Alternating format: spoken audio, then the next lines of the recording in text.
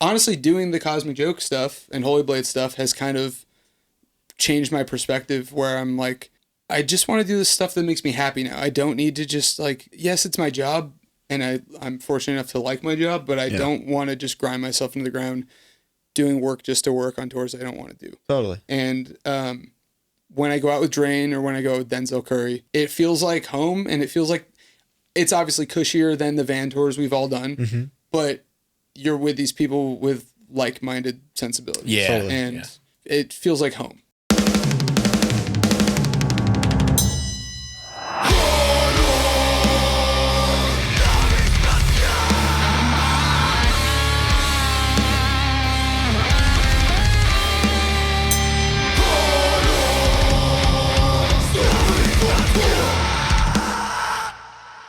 Hello, welcome. It's HardLore time. How you doing, Bo? I'm great, Colin. Who do we got? Me! First ever me on the show. This is a big day. We've got a very special guest here, fresh off the release of their new EP, Forced Perspective. We got one of my best friends in the world. Some refer to him as my consigliere. Many refer to him as the real Mac Miller. Ladies and gentlemen, Mac Miller, Cosmic Joke. Wow. Welcome. Wow. How you doing? Happy to be here. You got a big ass mole? Oh, yeah. No, I've been on Brittany trying to get her to pop. What is that? It's like... Jesus Christ. It's horrible. It's like 10 years in the making. Oh my God. Sorry, man. I hang out with this guy every day. I've never touched his back before. And that's on me. Welcome. Yeah, welcome here. How you doing? Good. Happy to be here. I need to get this cyst on my back squeezed apparently, but you know. You really do. Mac, this is great timing, crazy timing. I got something from you today. A little test press for the brand new Cosmic Joke record. How about that? I feel like we should maybe give one of those away. Not this one. No, not that one. I've got one that we can give away. Okay. That's fun. If you are watching this episode and you want a Forced Perspective test press, send us a message on Instagram of you doing a breakdance. Send a breakdance back. That's really good. And the winner, actually no, post it. Post it as a reel. So we can share it. Yeah, you have to, right. So you post it as a reel, and the best one will get a breakdance. Do we need Sammy to judge on that? Sammy from Drain will be a judge as the breakdance master. But the challenging part here is when you have somebody you talk to and see damn near every day on your talk show. Yeah. Where do you start? And I think we should start with meeting each other and getting to know each other, because for so long, I feel like we were peripheral, silent rivals in a way. Oh, yeah, that's interesting. It's funny. It's one of those people that you're constantly asked, like, well, you know, Colin, right? Like, we know who each other are for sure, but it was like the Millers and the Youngs, the Montagues, Capulets. We never crossed paths. We were in the same room 500 million times, easily. The amount of times Nikki, drummer of Cosmic Joke, chef of Little Fish, pointed out there's that Life is Pain guy. Because every single time we saw him hitting some guy wearing in the face, a Marauder shirt, spin kicking someone in the head. Yeah. Hard to believe. Life is Pain emblazoned across his back. I am who I says I am. Okay? Like legit, since we were probably 16, 15 or something. 100%. Mac, when did we meet? We met very recently. Like, yes, Sound and Furious. Yeah, like one the of show was existing. That recent, which is also kind of crazy. You, like me, Bo, got to know Brittany first, Mac's wife. Dude, did I ever? Brittany really made it happen. Right. She's the goat. Our wives becoming friends is kind of what brought us together here. And well, I feel like going to the Cobalt Cafe, as it's been talked about many times. Growing up, me and my brother, Morgan, who plays in Cosmic Joke, and my other brother, actually, Evan, all played in like a ska punk band. And you guys were in Ruckus and all these other Fight Everyone. I was like the polar opposite end of that spectrum. But we kind of played together a lot. Which is hilarious. Yeah. So it was just like, and we had, even though it's all punk rock at the end of the day. Yeah, like, of course. But we were constantly like, I don't know if you guys were thinking the same thing, but I was like, oh, those are like the jocks who hate us, and we're like the nebbish little, like, you know. That's 100% what I thought. Yeah. Yeah. I mean, but dude, I think what it was Morgan was literally 9 years old. Oh yeah. Playing guitar, and on one hand I'm like, that's so fucking cool. Yeah. And on the other hand, I'm like, this fucking dweeb is so much better than me at guitar. Which is still he's still so good at stuff. And he knows it, so Yeah. he's a piece of shit. This is his brother. Yeah. Fuck that guy. He can say whatever Sorry, he wants. I don't want to demonetize you guys. No, you're but- fine. no. We're past that point. Fuck, shit, Fuck, piss. piss. Yeah, we're good. And so Brittany brought us together. You were on tour all the time. He's a professional merch man. We'll get there. Probably the most pro merch guy I know. Oh, 100%. I think He's you're the top of the ladder, you know. I mean, there's like a tier above where you're doing stadiums, and honestly, that just sounds exhausting. Yeah, that's I'm posh. good And on you're that. not even selling when you're Yeah, doing yeah, that. So it's like, what's the point? That's posh bullshit. You're fucking working class, you know. Exactly. Yeah. You're the cockspar of merch guys. So we get brought together. You know, you were on tour all the time. Me and Brittany are hanging out every day, and I'm like worried for you to get home because I'm like, I don't know this guy. Yeah, He's what gonna if he- really disrupt the vibe. Yeah, what if he hates me? Me and Brittany got a great thing going on, and then you get home and it's just like immediate brotherhood here. I didn't get to go to your wedding, which everybody else I know in the world went to. I don't think that's fair. It's funny how like a solid 80% of people we really hang with often were not there though. Like, It's fucked up. Yeah, and maybe how many you people guys I've should, not seen since then. maybe you should just do another one. Many are saying. I'm mostly saying. Who's paying Most, for it? yeah, I'd be there. I'd go Not for sure. Knotfest. Presents Let's get this wedding going. the Miller What's the fart video from your wedding? fart video. Oh no, that's Evan Miller, middle brother. Oh, okay. His wedding up in Portland. I'm not going to share the videos, but well, we can share one of the videos. Just show me the fart. He got absolutely smashed. You can see it here. Yeah. But he got absolutely smashed at his own wedding, and Morgan and I had to like carry him out of his car to his doorstep. And there's a Ring camera video of us trying to pick him up, and you hear a fart, and Morgan just we just look at each other, dear. And that's what it's all about. Yeah. Did you guys become friends over COVID? Wasn't No. it? Wasn't it like? Way more recent. Yeah, like I had been touring again, but I think it was the first tours back, Yeah, it was Okay. around 2022. 2022, I think. Okay. It was kind of close to the beginning of HardLore. Yeah, when yeah. Well, we it's- really hit it off. Because it's funny, even though we'd known of each other for 15 years Yeah. before, we had so many coinciding memories Yeah, I know. of the same things from different points of view that were not shared together. And that completely aligned Yeah, 90% every of the time. time. We're all the same. It's like That's the Prestige, moral here. you know. It's just like the Prestige. It's- I'm Christian Bale. He's Christian Bale. You're Christian You're Bale. Scarlett Johansson, baby. Brutal. Yeah, well, that's really fascinating. That And 2 years later, we start a label just to put out the That first record. Yeah. Cosmic Joke self-titled. Tell me about. Let's do this a little differently than we normally do. Tell me about Cosmic Joke self-titled, putting it together. I think Kamikaze is one of the greatest punk songs of this generation so far. You demoed it on the Focusrite I gave you. You demoed the drums on the E-Kit I gave you. Yep. You listened to it with the headphones I gave you that you're wearing now. Hand-me-downs. What other else? news. Yeah. Yeah, I mean, the whole thing, how that came together is pretty interesting, or boring. But basically, during the pandemic, Morgan and I, and Vince, who kind of plays with us still from Oxnard, Legend. Dead Heat, Souvenirs fame, the mayor of Oxnard, VCHC, we started writing some songs. Morgan and I, a while before, like 2017, started jamming some songs just for fun after our old band was done. And during the pandemic, Vince and I started writing some songs. We're like, these go well with those songs. Let's just put it together. It became the Cosmic Joke demo. And then at some point, Tied Down Fest started. Jimmy, who runs Edgeman, Tied Down, longtime friend, Yeah. was like, I love the demo. I need to have you guys come play my fest. And we're like, What? yeah, we're like, we've played literally one show. The whole thing was, let's do this, let's put out a demo for fun. We're done being in bands. Right. Maybe we'll play occasionally with friends when they come through town. And then Jimmy asks us to come to Detroit.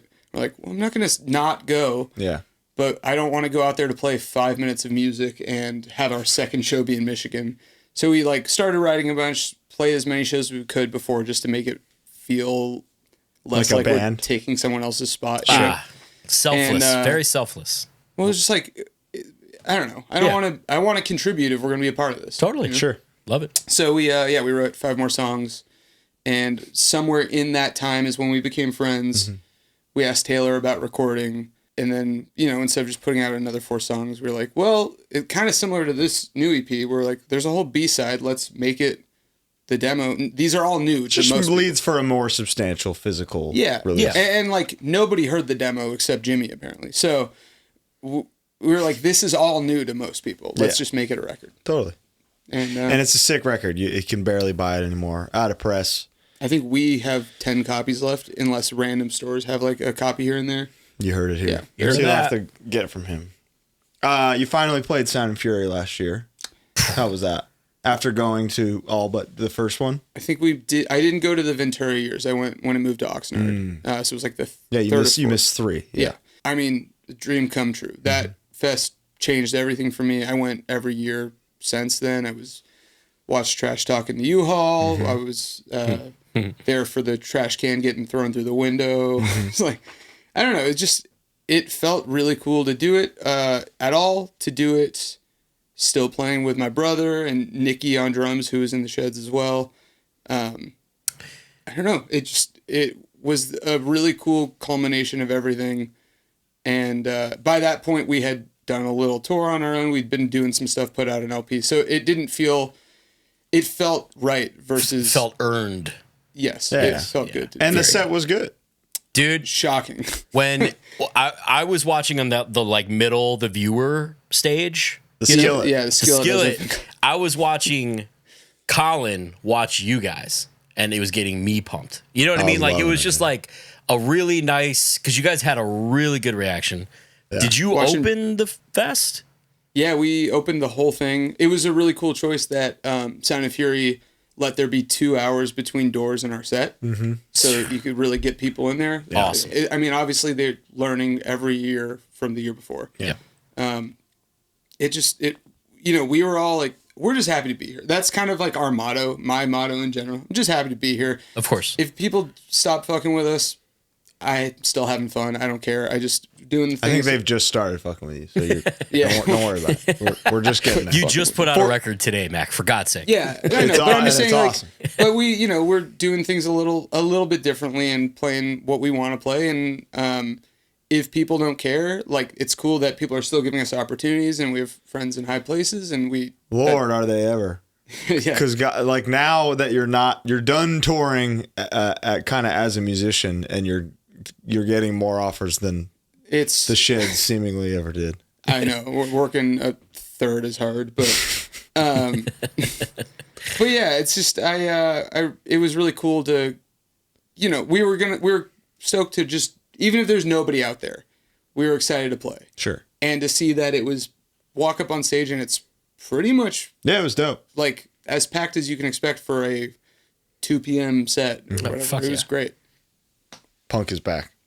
Force Perspective is out today. It's a great record. Tell me about putting that together. The title track I've described as you're keeping Tony Hawk's dream alive here. Yeah. You're creating perfect 2000s teen. We were doing this bit earlier today while we were getting coffee of like a movie where a teenager's like listening to Force Perspective being like, "Get out of my room, mom." Well, yeah. Yeah. And then the mom comes in and she's like, "Stop jacking off." And he's Like, Dad jacks off. no, no. I'll never stop jacking off, mom. Do do do do do do do. It's perfect jack off music. You heard it here first. So tell me about that record, putting it together. We just were you I was jacking jacking off, and off, this bass line came to my mind. Yeah, I figured. Yeah. We just were getting together to write. Like, there was no I don't know. We just kept getting together to write. We finally like got a practice space that is ours, and we can keep stuff set up in.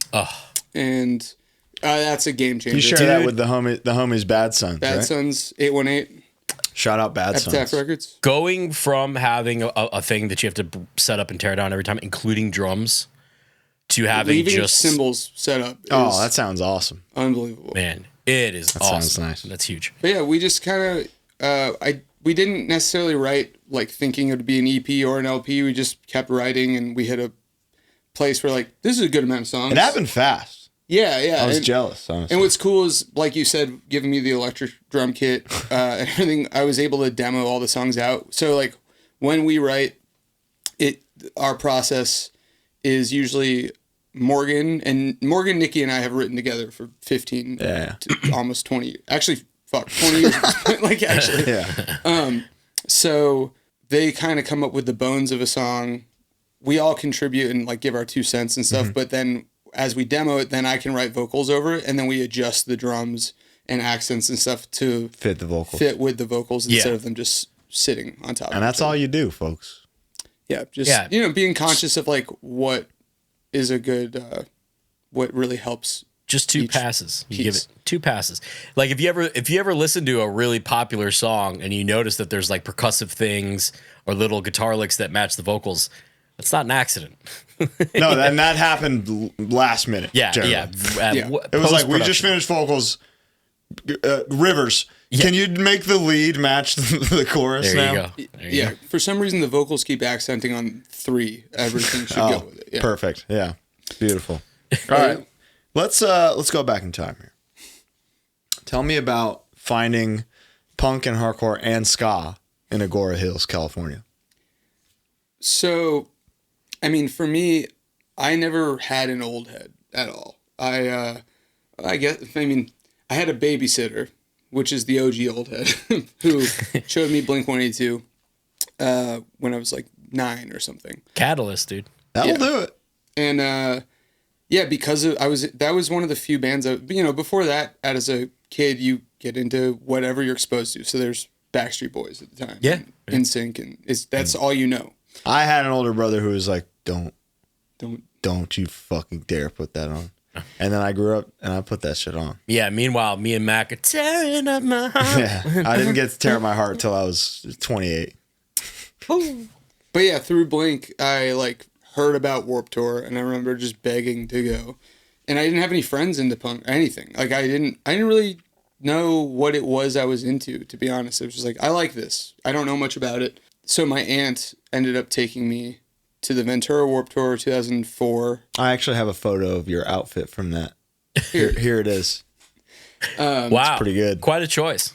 Yeah. It looks like you had your shit figured out. I was like, oh, I hear that the Sex Pistols is punk. Here, let's get a clearance shirt at Hot Topic. Yeah. Sure. Oh, chain wallet, that's punk. I'll take that. 100%. Or I was skating a little too, so like there was some marriage between this stuff, but You had hair at that time. I did. I really did. We'll It get ain't there. right. You with hair We'll don't get there. work. We'll get there. Yeah. Here's my 8th grade graduation photo. Here's him with Where- two where I have the Hooters mop. waitresses. But yeah, so I go to Warped Tour, just me and my aunt. She goes to reverse daycare for the day. And I think I went to, by then I had heard like Sugar Cult, maybe Newfound Glory, like a couple things, but was mostly going like for Warped Tour, not for any bands. Yeah. And I remember walking up and seeing like, literally like noon, I walk up and I see Anti-Flag playing.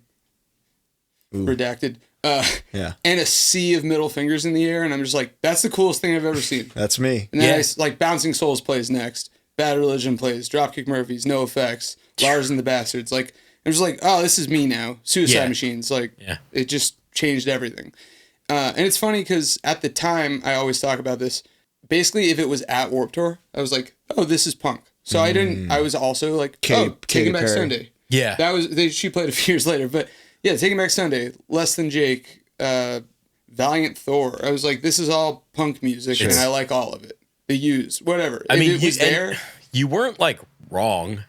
Yeah, I mean, It's and just I a still broad kind of, stroke. As Yeah. opposed and I to- still kind of maintain that, like even when As do we. Cosmic Joke plays with God's Hate, and It's the same thing.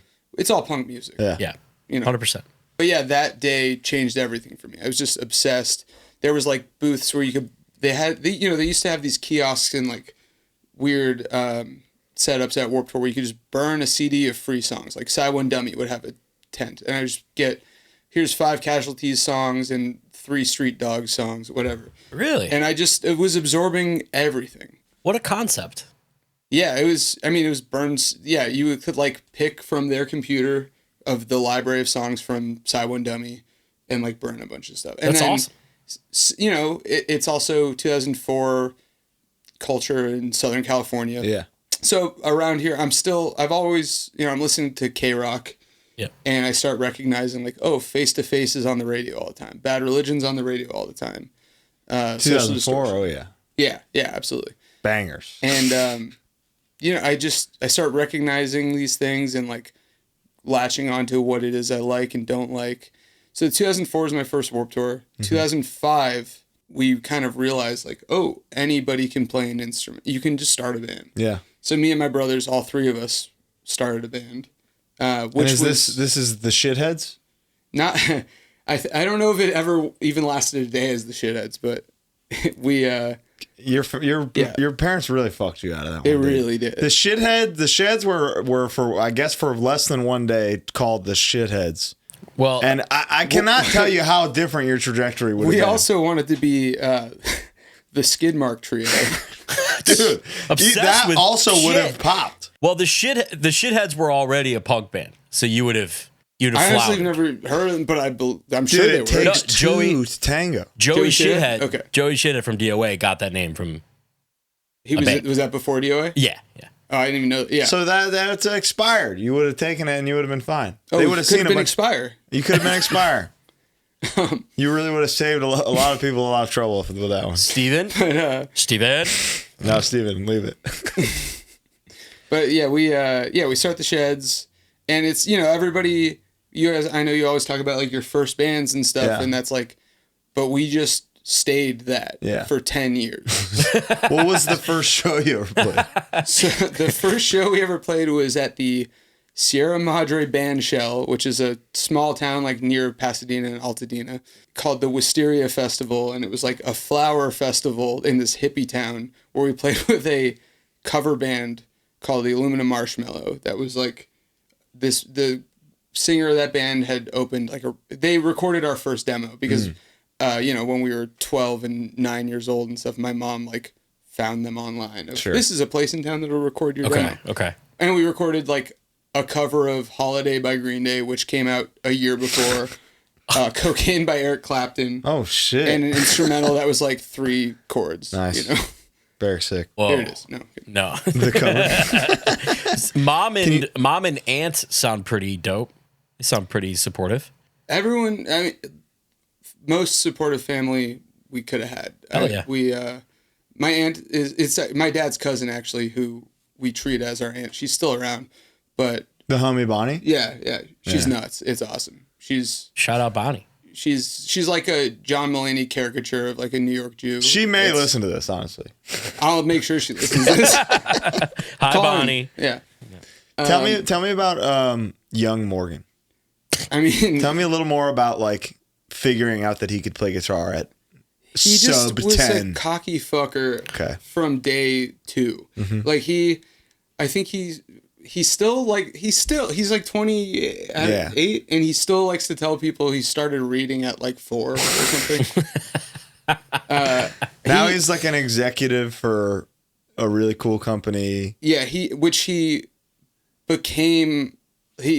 Okay, so his whole story is crazy, but yeah, Morgan was like reading almanacs at like 5 and memorizing stuff. He's like skipped kindergarten. Yeah. And just, yeah, I don't know. It ran for student body. It was just like ahead of everything. Sure. And then our band, there's obviously some in between and stuff, but once we figure out what we're doing, we start touring when we're pretty young. We started touring for real when I graduated, but Morgan was still in high school, so he did independent study the last couple years. Oh, wow. Yeah, and like our parents were super supportive of it, even though, you know, it like, they always wanted us to all go to college, and they're like, you know, if you're not gonna apply yourself, you better do something and do it all the way. Totally. So they're like, yeah, let's put you all in this van that breaks down and overheats. And How far into this does Mediaskare come along? quite a ways, honestly. Okay. So there's a bunch of in between, but the Sheds become a ska band at some point, which is funny because like I do love ska, and we all did, but that was such a weird choice. And you really stayed ska. It's funny because we like weren't. Like, we were always more into just punk, but, like, ska became a thing that Morgan was good at writing and playing. And He's really good at playing ska. But it just kind of happened. Were there horns, or was it like Op Ivy? While we were in high school, there were a lot, because it's easy to get kids out of the jazz band and stuff. And then the second, we get past that and we start touring, and they're either, if they're good enough to play in our band, they're also good enough to play in a college band. Yeah, they're not, Yeah, they're not like, I'm going to sleep on a floor and get paid with Little Caesars. I played trombone in the Sheds. Dude, imagine. Wow. Yeah, so we're constantly flipping through horn players. So we ended up, oddly enough, on No Sleep Records for a second. We didn't end up putting out a release with them, but we had a song on a comp. And we were on No Sleep for a year and a half, and we had recorded like our first EP for them. Mm-hmm. And we never had management or anything, but we were doing a lot of DIY touring. Mm-hmm. I was booking everything. Hilarious routings. August 8th, Tucson. August 9th, Philadelphia, Pennsylvania. We hit Fargo twice on a tour. Oh, the 60-day tour. Yeah. Haywire kind of stole our... Haywire, you got to hit Fargo again. Yeah. And then you'll be on the Sheds level. Yeah. And make less money. Like make none. Yeah. Can you tell me about trying to feed the whole band with $5? Oh, I successfully fed the whole band with $5. Yeah, but $5 total? Famously, we were at the Lodi, California Walmart. I don't know why I remember that. And I went in, we were so broke. And I went into Walmart, came back out with like a bag of hot dog buns, a thing of hot dogs, a can of Hormel chili, and a thing of ketchup for $5. And we didn't have any way to heat them up, but it's bologna. They're pre-cooked. They're pre-cooked. Hot Yeah, dog's they're pre-cooked. bologna, pretty much. Yeah, and I maintain it was pretty good. I think Nicky agreed, and he's a full-on chef. Yeah, he does that. Yeah, he makes good stuff. He'll eat any fast food too. Could you do anything for $5 today? The hot and ready's gone. You can Hot just and ready get the is bag. $6. I still think you can go into Walmart and see like the 98 cents on the shelf for like their for the old gray hot dogs. Yeah. Okay. You don't want those. So you could. Let's go back in time a little more. Can you tell me about Clean House with Niecy Nash? Only because you can't find this online anymore. You can't? I think for a second it was on what is it called? I'll find a way. It was on the HGTV streaming service. But it might be on Discovery now. When we first started the Sheds, well before we were a ska band or anything, we were like learning how to play our instruments, learning cover songs. I think Evan wrote into HGTV. That's how you got that? Literally, Evan, who was 13 probably. No, he was probably 11. Wrote into HGTV. Like online on the submission form. Oh, okay. And was like, I'm in a garage band and we don't have a garage to play in. I think was the thing. Like, and there, because my family like watched that show a lot. Clean House, it was called. With Niecy Nash. With Niecy Nash. And 10 seasons. Yeah, I checked. Damn. Yeah, we so anyways, yeah, we wrote into them. Part of the story was like our dad is a pack rat, so it's clutter everywhere. We have a band, supportive parents, but nowhere to play, kind of.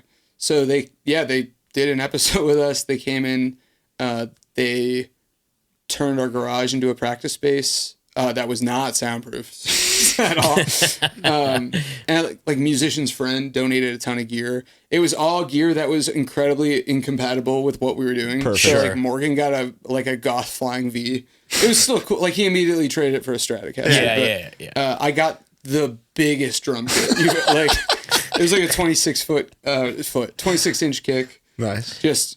Yeah, ridiculous scratch kit, but it was. They really just gave you that shit though. Yeah. That's real. And we all before that we had like write-offs. The Ion beginner kit that was $150 at TJ Maxx, like combo amp and guitar. Sabian B8 pack. I got a silver tone kit from Costco. Nice. Yeah. So, yeah, Sabian B8. Sabian B8. It's crazy to think that I forget that you're like a drummer. I mean, I was initially. Yeah, you played drums and sang in the Sheds? Initially. So we were like learning cover songs and stuff. We all sang a little bit. I mostly sang because my voice had cracked by then and no one else's had. Nice. And yeah, for the first, until we started touring, really. Like, we played shows here and there. I was drumming and singing. Funny story that also ties into how I became a touring professional. Mm-hmm. At some point at the Cobalt Cafe, I met Jordan Burns, the drummer of Strung Out. He was at a show. Look at that. Wow. Pretty good. My notes say the Cobalt Cafe, Strung Out. Well, the crazy thing is your best friend is his wife. So you can, the dirt that can be got is... Yeah. It's pretty good. But, so we meet Jordan from Strung Out. Mm-hmm. Strung Out happened to be playing a show in Agora Hills, which is the suburb we're from. Right. And he was like, I'm sure he didn't even think we were good. He was just like, I bet these kids can sell some tickets to the high school. Like, you know. So we kind of befriended Jordan, and he just took a liking to us in general. Like, he never managed us, but he was, I called him like our guidance counselor, kind of. He was always looking out for us. And at some point he was like, you should just sing. You have any friends that play drums? And Nikki, who was my best friend. The GOAT. Nikki's been my best friend since. The tiredest man alive. Sleepy guy. He's asleep behind the kit, but he's still raging. So Nikki ended up playing with us, and we start touring pretty hard. What's the first tour? Well, so we did a few like weekends to the Northwest, because that was like, okay, we have spring break. Some of us are still in school. Yeah. That was always easy. I'd say that was the first one. First US was just us.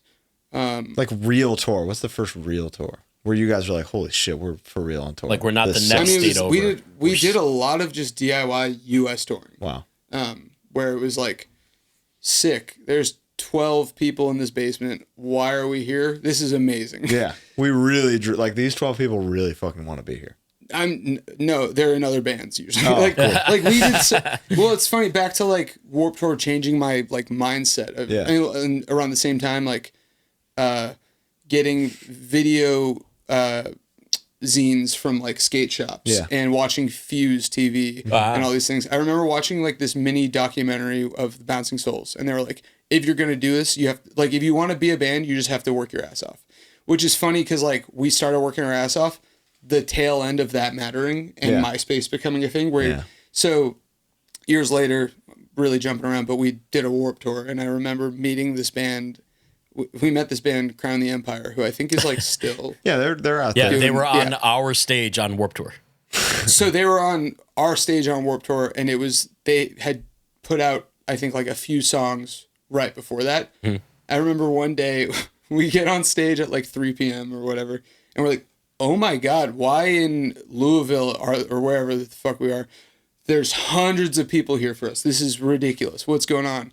And then we realized they're all just staring at their phones, and they're waiting for Crown the Empire to play, who had just blown up. Anyways, I remember we met those guys in the parking lot one night, and they were really nice and like well-meaning, but they were like, you guys got to stop touring so much, just work on your internet presence. And I'm like, ugh, fuck that, Bouncing Souls, man. Like, but they were probably right. Like, I mean, it was the tail end of like, too much, do less. Like, well, the cycle's back, dude. Totally. But what was a viral thing prior to the internet?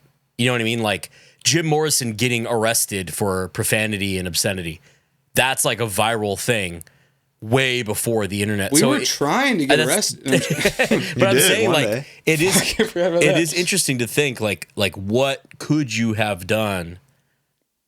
Yeah. You know? I mean, we were just like... Kill the guy. That ska band with all the kids, kill the guy. Kill the guy. I'd be like... I'm there. I'm on my way. We were just like, if you build it, they will come. If you just book a lot of dates, 7 people will come. Yeah, that's true. And you'll make 30 But we're back now. It's cool to care. It's cool to work hard, which is really cool to see. And it's great timing for us. When you did Warped Tour, were you in a van? Yeah, we did 2. We never did the whole thing, but we were on a third the first time. Man, I mean, do you have in your notes how we got on Warped Tour? No, I would love to hear.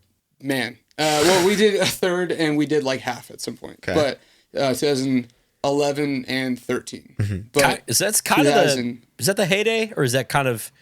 No, that's after the heyday. It's still absolutely raging. Yeah, raging, it's before the big taper off where like everyone starts getting canceled and stuff. Yeah, sure. And like there's just people criticizing everything. It was still good for sure. Okay.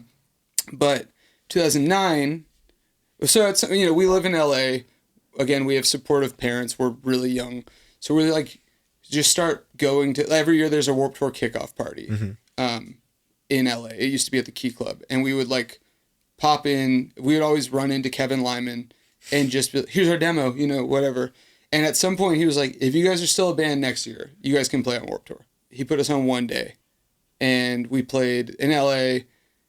There's incredibly embarrassing video. Wait, is this when you had the full horns and everything? Yeah. Dude, this video, you guys rock. Pretty good. Dude, I straight up. But straight up ska band. Here's the video.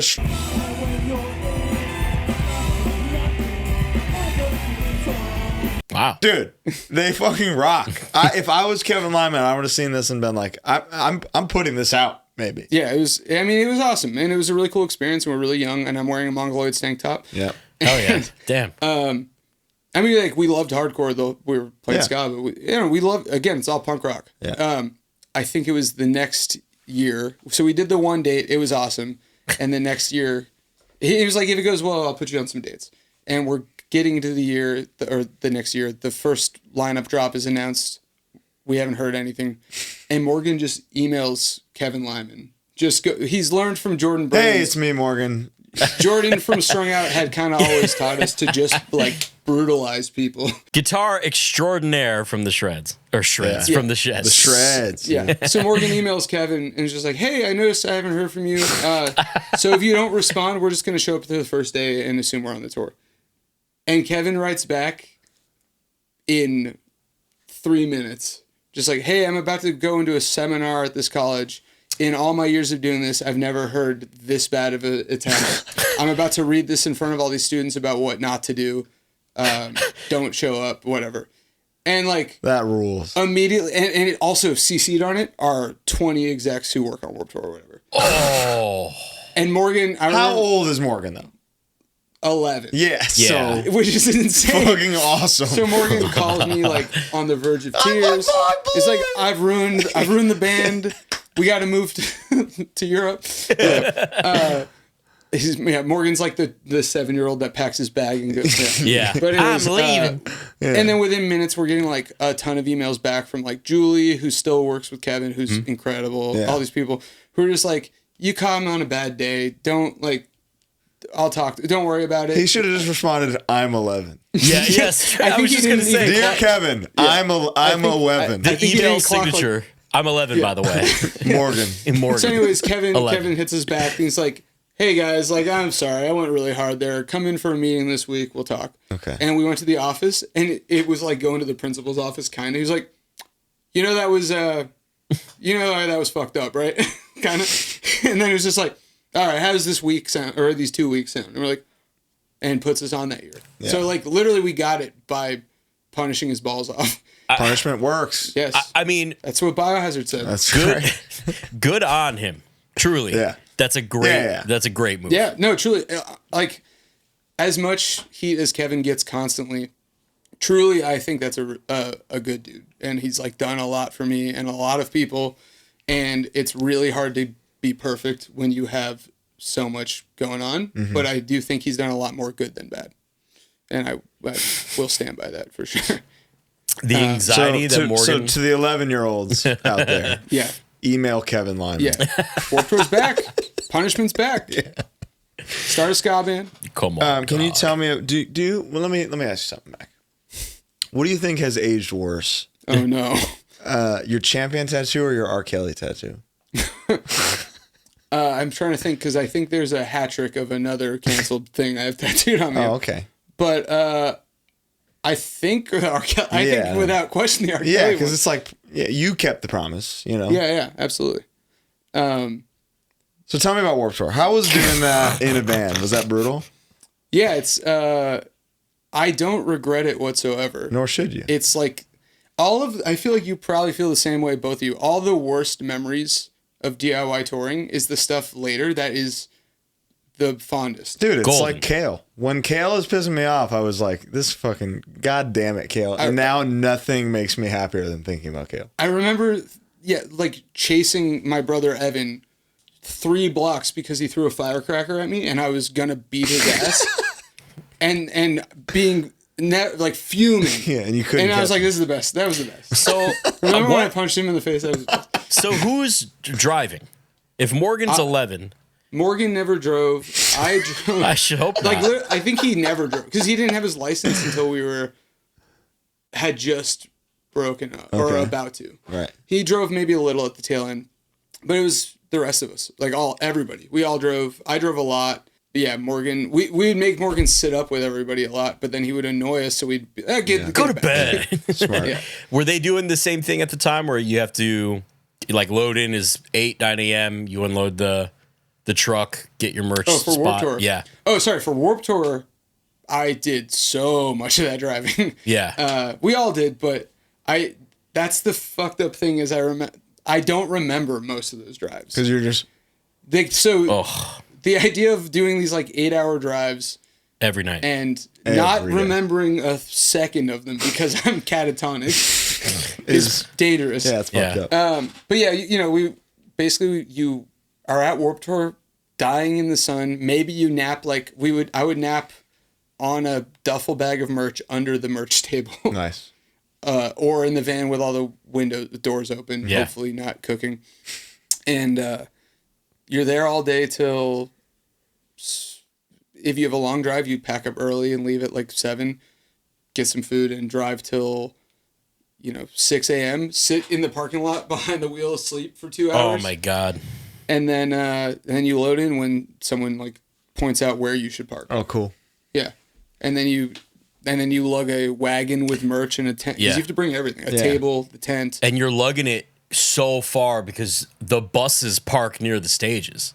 Yeah, The vans and Do most bands playing have like enormous crews? yes. Well, on our stage was the monster stage, and it was like the medium tier, and you guys could keep gear on a semi, right? yeah, we Like, had at gear the on stage? on a semi, and like half of the bands had pretty big crew. Motionless in White and Ice Nine Kills. It was that level. They all had like pretty serious money crew. bands. Money They band. Yeah, got they had guys. pretty Yeah. serious crew. Necrogoblicon, no crew, dude. No crew. Both years a we were goblin. on, we did the Kevin Says stage and the Ernie Ball stage, and they were both largely backlined. Yeah. So we would, that's luckily good. we were only lugging nice. like cymbals and breakable. It's like any fest. we Yeah. all do. Okay.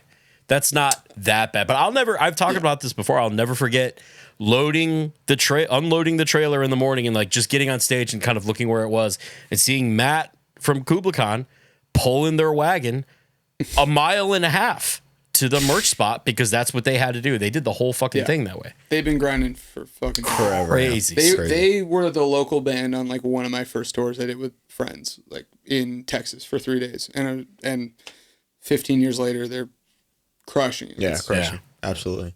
Are there any lifelong friendships you made on the 2 Warped Tours you did? So funny enough, like I remember, I always bring this up, but mutual friend Vincent from the Acacia Strain, they were on the first year we were on, and I was singing now, but we still had horns. We were a ska band mixed with punk and a little hardcore and stuff.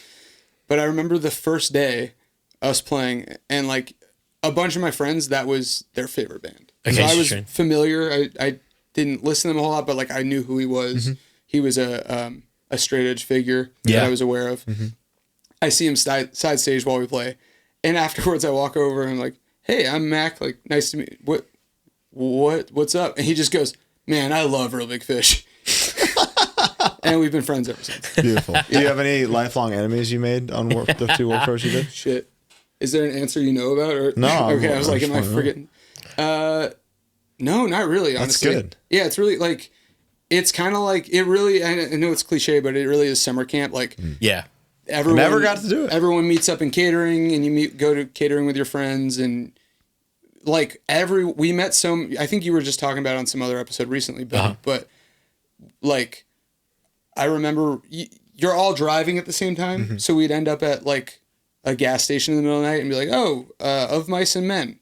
Not my thing, but you guys are friendly. Yeah, totally. What's up? A Skylit Drive? Yeah. Oh, Is everybody pretty cool? no one like cool guy to say, especially because we're in a van, so everyone's like, fuck yeah, you guys. Fuck. That's Yeah, brutal. true. Yeah. Did you ever get politicked into a bad time slot? We got fucked one time. No, we definitely had bad time slots occasionally, but the 2 stages that we ever played on were always like 3 or 4 touring bands. It's mostly like they would put locals on. So usually they'd put us kind of in the afternoon. We'd get like a decent time. So, so you play a different time every day. And it was like It's an allegedly random. It's allegedly random, although the big bands tend to play around the best time, like 5 p.m. 3 to 5 p.m. As they should. Of course. But sometimes you open the stage and it's actually pretty dope. And sometimes you would close. Census Fail closed our stage like 9 times, which is a lot. It's way And better to play closings- at noon. Yeah, than at closing 8. sucks. But Really? Because everybody's shot? Everyone's starting to leave. we got a really good time slot for one of them, Detroit or something. And then we got swapped to closing. Come to find, a band that was originally closing volunteered to do the catering, and a little favor you can get is you get to you say, hey, we would really love to play at like 3:30 if possible. What do you mean do the cater?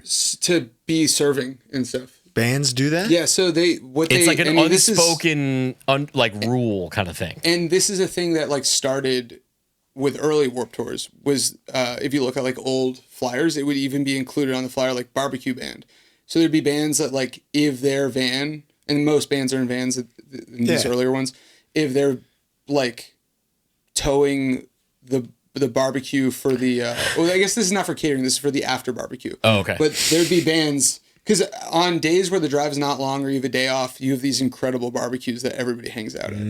And you could be the barbecue band where basically I think you still get paid, but as your pay to play type thing to get a slot on the tour, you're towing the grill and then you're grilling for everyone at the end of the night. Yeah. And it's kind of sick, honestly. And then that band always inevitably became friends with everybody. Yeah, because of everyone course. wants that extra hot dog. This was not that. And this was a band on the tour, on our stage, who kind of weaseled their way out of closing because they were Multiple times or just one? Just this one time, but they were from near where we had this really good slot. And someone from my band posted our updated time slot and said, thanks a lot, and tagged that band. That's awesome. I do remember one beef I ran into. Oh, what band was it? We were driving to Texas from LA to start the tour. Okay. And we're really excited. Oh, it was, and I tweeted, it was honestly like, we were kids and teenagers.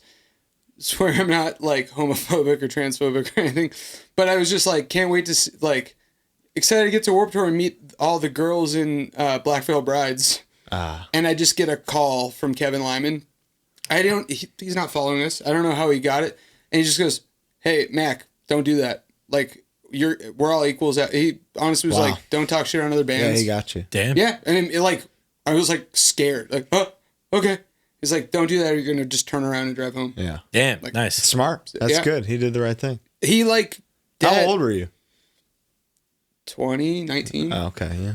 Maybe young, probably 18, honestly. Yeah. You got teen at the end of it. You're allowed to be a little shithead. You're still learning. I thought I was like, we're a cool ska band. Fuck the goth, crybaby stuff, whatever. Dude, the OG drummer of Black Veil Brides, Sandra Alvarenga, fucking gangster. Yeah. Valley OG legend. She used to play in a band called Arm the Homeless. She rocked, kicked ass. I think she's still playing drums. She pulled more straight women than any man I know.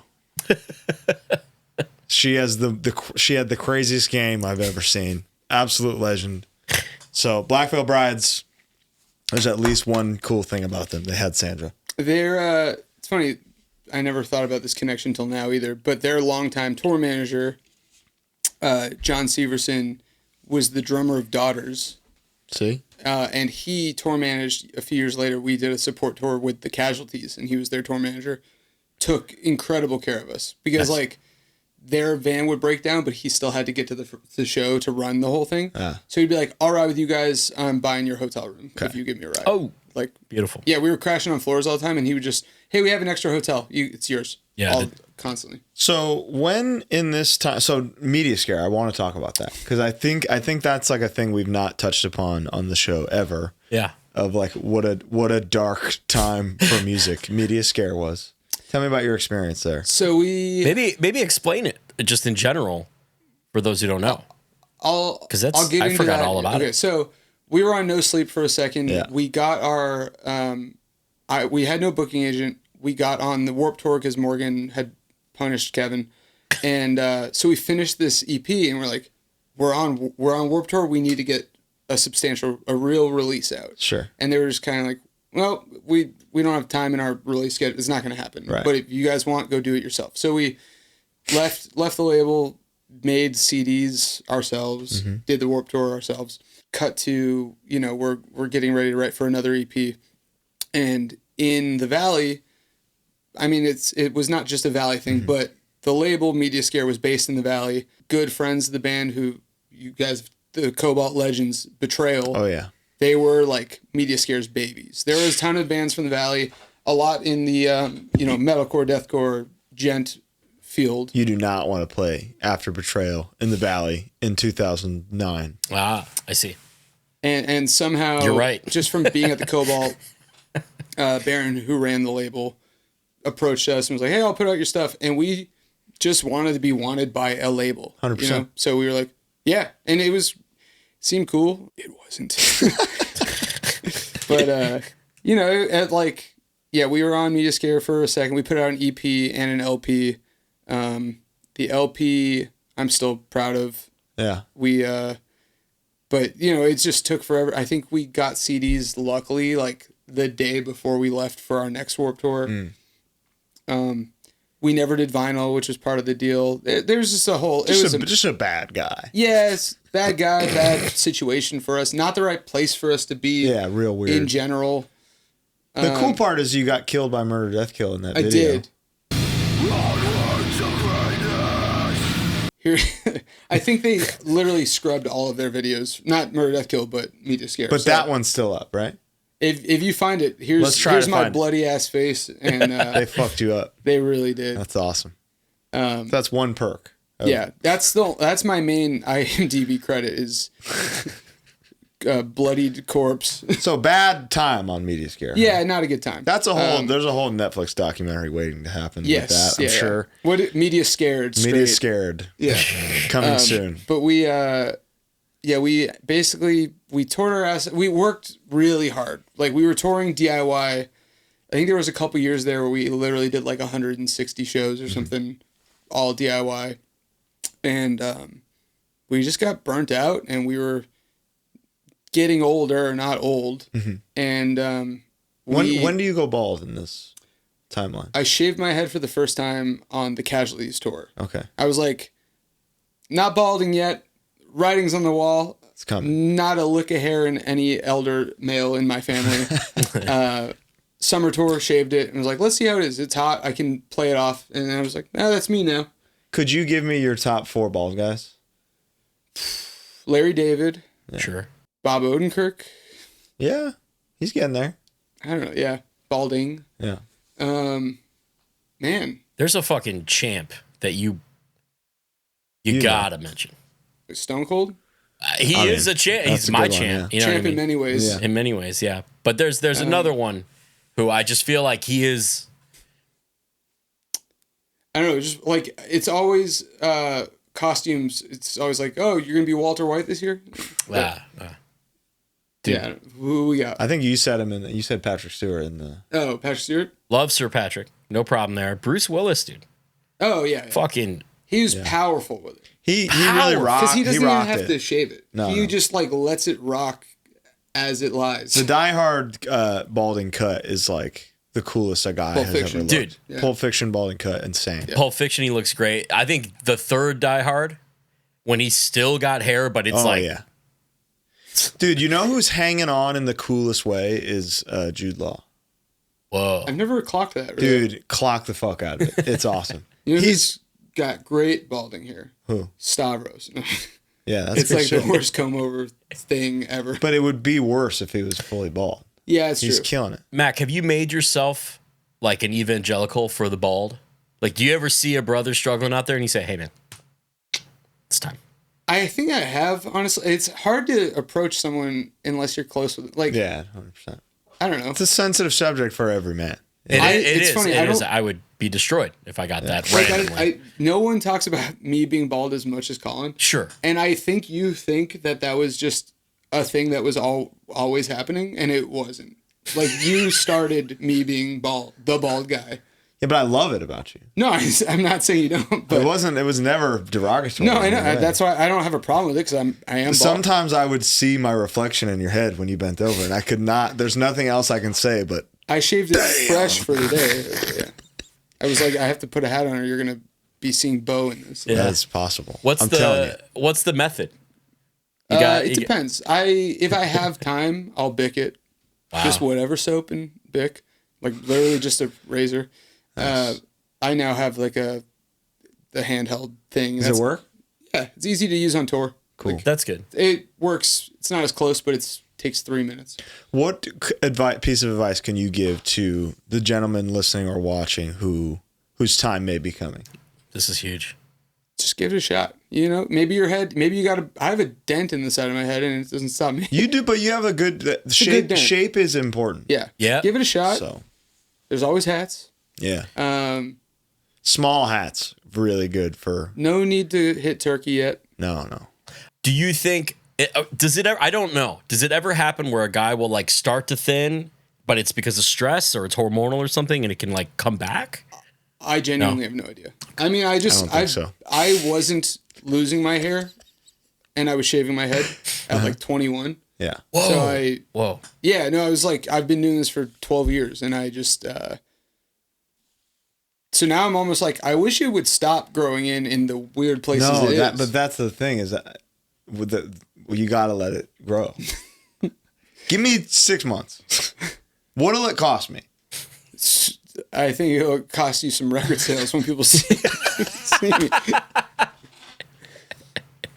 Mac Hogan, dude. Yeah. The people lost the Hulkster. He's a piece of shit. They need a good bald beacon, brother yeah. to let it grow and give people something to root You got for, the you know? stash. Strong. Yeah, Some stash. real nice curly sideburns going on. Finally, man. Can you Please.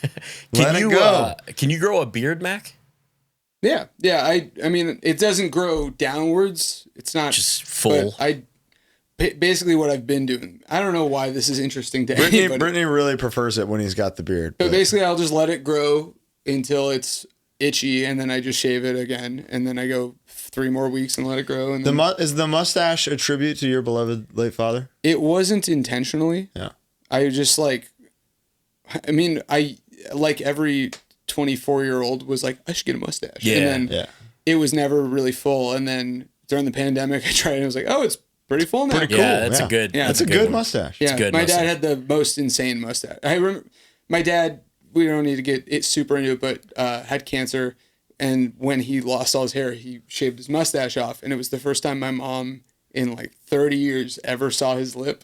It was like, you should put that back. It was just like the weight of 30 years of mustache had pulled his lip. That's a different guy. Yeah. 100%. The reason this is interesting, Mac, is because there are listeners out there who don't realize they can customize their reality Yeah. about how they look. There's options. Everybody's got Always options. And we figure them out late. You know, sometimes you get a pair of white pants and shave your head late into your life and you realize that's you, you know? I can't wait for you to dump those white pants up. Never. It's never going to trust me. It's diaper time. I've come close. It may happen. Who knows? We'll see. Tell me about a prophecy you've already fulfilled. Many people don't know this. Cosmic Joke is straight up Tony Hawk music. They've already been on a Tony Hawk soundtrack. Sheds. The Sheds are one of the last things we did. Actually, I don't know if we're like allowed. I mean, I don't think it matters, but allowed to talk about this kind of stuff. But like partially one of the last catalysts that helped us like get off Mediaskare on top of breaking up. Yeah. We, on our own accord, also because Morgan punished Tony Hawk's balls off. Pretty cool. He's pretty, I don't know if you learned this theme about Morgan. The guy emails you. God tier punisher. Yeah. Wow. Unbelievable punisher. Thomas Jane over here. But but anyways, we ended up on, Morgan basically just started tweeting at Tony Hawk and was just like, you got to put us in the game, man, for Tony Hawk 5. It was announced that Activision was working on it. Just keeps tweeting at him, getting people to tweet at him. And he eventually DMs Morgan, like Tony Hawk himself, and was like, hey, I see you. We're still working on it. I'll have someone email you, but just please stop. He's like, I hear you. Did he stop? I think he emailed him again like a few weeks later and was like, you said I was going to hear? I can send the army on you again. But anyways, we ended up getting a song on Tony Hawk, and there's minimal licensing fees or whatever. Mm-hmm. Mediaskare was like, I know you worked this out. You have to send it all here, and I'll pay you half of it, not the other way around. We're like, cool. I'm sure you will. And then, of course, he didn't. And we're like, cool, breach contract. We're getting out. Oh, cool. Yeah, we're like, I don't care about the $500 or whatever. Like, yeah, right. Tony Hawk made it happen. Was Tony Hawk 5 before the worst rated game of all time on IGN? Was it before or after Underground? The first Underground. It was after the first. Okay. After Undergrounds, after like Project 8, after the one where you stand on the thing, after all these things, they were like, we're doing like, a we're bringing throwback. Back to basics. Yeah. We're going to do Tony Hawk 5, just called that. And then is it really the lowest rated game on IGN? I think maybe it's changed since then, but when it was out, it was literally 0 out of 10. Well, it can't be lower than like the Superman 64 game or something, like of all time. It wasn't finished though. Like they rushed it through. I think they used a different engine. It wasn't like Neversoft. They put it out too quick, and like there were all these. You'd go up a quarter pipe, and when you come back down, you just get stuck in the ramp. Nice. Like it just to the sheds. Yes, to the sheds and like New American Nightmare. Who else was on the soundtrack? Do you remember? There were a few. I remember a bunch of bands I never heard of, but I think there was like, state champs. Okay. Like a few contemporaries, but it was a lot of. I don't know. It like so many no names that it made sense that we were on it. Okay. Yeah. Sure. Yeah. So goal achieved, but nobody bought the game to hear it. So Tony, if you're listening, God, give Cosmic Joke a shot. There's no band out there doing Tony Hawk music like this. Okay. Yeah. We'll get some horns if you need them. Also, if you have like 2 to 3 hours free anytime, Tony, you just let us know. Yeah. Hit us up. I mean, I got this chair. It's an accolade regardless. Like, it's awesome. Again, we broke up like right after that. Yeah.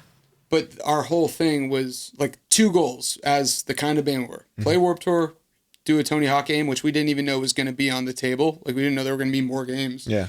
So we're like, all right, we did it. We did all the stuff. You did it. And you met so many people along the way that it like shaped the rest of your life. Because now, before we get into merch, I want to ask you something. Can you picture this? Picture the color in your head, lime green.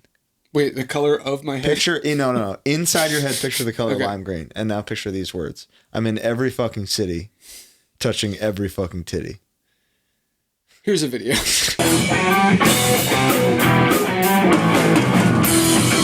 Tell me about this Attila shirt and its significance to you. So, what was the Joliet venue? Mojo's? It was Mojo's. Now it's the Forge. We had a day off of one of our DIY tours, and our old friend Rico, who we met on, he was doing merch with the Case Train on our first Warped Tour. He was out with Chelsea Grin on a tour with a ton of bands that, like, respectfully, nothing I would have ended up going to, but we're like, we'll go to a show. And he gave us a 3XL Attila shirt because they were on that tour. That was lime green, and then written in pot leaves, it said, I'm in every fucking city touching every fucking titty. Wow. And for the rest of our tour, every night, we would roll dice, and whoever lost had to wear the shirt. But we also never washed it. Oh. Yeah. So it just progressively became like, you really don't want to lose. And How often did you lose? I don't think I ever lost. Wow. Morgan, who was tiny, Yeah. had to wear it. And I remember our drummer who was, so after Nicky with this guy, Mark, playing drums, he had to wear it most times. And it was like, the sleeves go to here. So he's like rolling them up and they're falling down. He's trying to He's having to play it during the set? Yeah. Oh, No, that sucks. so which also we were damning ourselves to having someone in the band wearing the shirt every show. That's horrible. Every single show. You lose. Yeah, no we all matter lose. what. Yeah. You know that video of the Japanese mascot playing drums? That's what I'm imagining. Yeah. But up That video's fun. That guy rocks. That guy rocks. Come on. Dude, he's blasts like it's nobody's business. Dude, the Forge, by the way, is about 3 blocks from a Harrah's casino that has the highest payout odds in the country. Great casino. Great We casino. got our trailer stuck in the parking garage. Yeah, that'll Because happen. we tried to park at the Harrah's for that show. So, Excellent. yeah. But good casino. Great casino. Big fan. I'm only familiar with the parking garage. It's good. too small. All right, so this is the first time we've had a career merch man on the show. Yes. I want to Yes. get your thoughts here. It's such a fascinating industry. It's hard to break into. I want to know some career highlights and lowlights of merch world. I mean, where you want me to begin, really? The coolest tour you've ever gotten to do. The coolest, on a personal level, last Personal, scale, Yeah. and then And then I think production. this kind of covers career, both. yeah. Last year, I did the whole Postal Service Death Cab for Cutie anniversary tour. That, I mean, I don't often work for. I don't always work for artists that I am a fan of. Yeah. Right. You can be the coolest guys, and sometimes work is just work. Usually, I'm fortunate enough to go out with bands that are at least I respect and are good. Not too many horror stories, but I've been a fan of Death Cab for Cutie for a long time. Jenny Lewis for a long time. 818. Come on. And so to get to do that tour and do the whole cycle, I did every U.S. or North American date of that tour. And It's awesome. yeah, it was cool. I had done some of those, the big venues, some of those arenas before, but not doing, an anniversary / reunion tour where they're putting up crazy numbers. I want to shout out Jared Hazlett, King. fellow North dude. Carolina. Yeah. He's been assisting me on these. He's the best. He's amazing. But, He's like a character in a sitcom of my life who just pops in and makes that episode that week. Because I never know when I'm going to see him, but when He's I the do, best. I'm so pumped. Yeah. That's great. But yeah, so getting to do that and then sharing that with Jared was like us together. It was just, it would be like having you out every day. We have all the work out of us. Jared and I are going to go get some coffee real quick. Pretty Yeah. cool. Yeah. And then we get to work at Madison Square Garden Yeah. for 2 Yeah. days. Or, it's crazy. that tour was awesome too. It's a very cool tour. Really cool. I don't really have any low points. Damn, I can't wait for this tour to end. Well, which is hilarious because right before this, you're talking about shit getting rained out. I know you've been flooded before. It's so funny though, because the worst shit is what is. I mean, Jared and I talk about this all the time because Jared also has toured in vans most of his life. Yeah. And we're always joking about everybody else on our crew. We're working some people are lighting techs who have only ever, if you're having not even just the light operator, but people who are teching the LED wall. They've only done massive tours where you're renting an LED wall, Yeah. So they're like, I didn't get the peanut butter pretzels today. That's the worst and thing meanwhile, that I'm ever happened. yeah, well, I just changed the tire and the transmission gave out, and I'm trying to figure out how to, Yeah. So there's some sick part of us that loves the turmoil because it's what is the best memory later. I don't know. It's these shared experiences it's what you learn from punk and hardcore and DIY touring. But I did remember, I'm not going to name names, but there was one, the one tour was get me the fuck off of this. Thank God I'm not staying on it. I did a leg of a country tour with a country legend. He's not doing arenas. He's doing dinner theaters and casinos. Pretty cool. But he's on the country touring style where weekend warrior, you do shows Thursday, Friday, Saturday, Sunday. in one region. You fly home Monday through Wednesday, God. but you're just on tour. There's not a tour. You're just gone all year. Like instead of doing a 2-month tour or what, a month tour, and you It's like go a home, wrestling schedule. Yeah. Yeah, it's just like in perpetuity. This is your schedule. Ugh. And I did a couple weeks of it covering for someone, and then they ended up basically someone like sublet me their job because they were taking a 3-month tour with Matchbox 20 and Counting Crows, which he bailed off that, and I ended up getting moved to that, which saved my life. And how sick is Rob Thomas? He rocks. Rob Thomas, shout out Rob Thomas. First celebrity I ever saw. He's incredible. Dude, Like, he rules, apparently. Yeah, he's awesome. The man of the people. I've told this story when he was at LAX. I don't know. Real quick, it was my first time at LAX. We were flying out of it, and I just like looked, and there he was, like in the terminal on the phone, dude. Leather shirt, leather pants, leather boots, leather luggage, just head to toe black leather. He's on the phone, and I'm gonna do it to the camera. He like looked at me and he went, and then just kept walking. He literally gave me a yeah, it's me, and then just kept walking, and I was like, Yeah. He Tell everybody. tell in your mind- podcast in 12 years. Yeah. these tours have like 40 crew members or whatever on it. He emailed the whole crew, like got everyone's emails, emailed the whole crew, was like, hey, on the day off in Raleigh coming up, my kid's coming out to visit. We're gonna go do this like zip line ropes course thing. Open invite, whoever wants to come. And like 4 of us went, including me. And you just hang out all day and zip line with Rob Thomas. And he's like, let's go to Hibachi after, and just Dude. buys us all dinner. Just sick yeah. guy. Just hang out, talk about music. Yeah. What's he into? I mean, he's classic stuff. You know? Yeah. Yeah. Classic pop, classic rock, classic. You gotta stuff. But check out the Stones, dude. Funny story though. I talk about this all the time. I love on these bigger tours running into the secret punks. I'm sure you find this. Dude, secret punks kind of move the whole industry.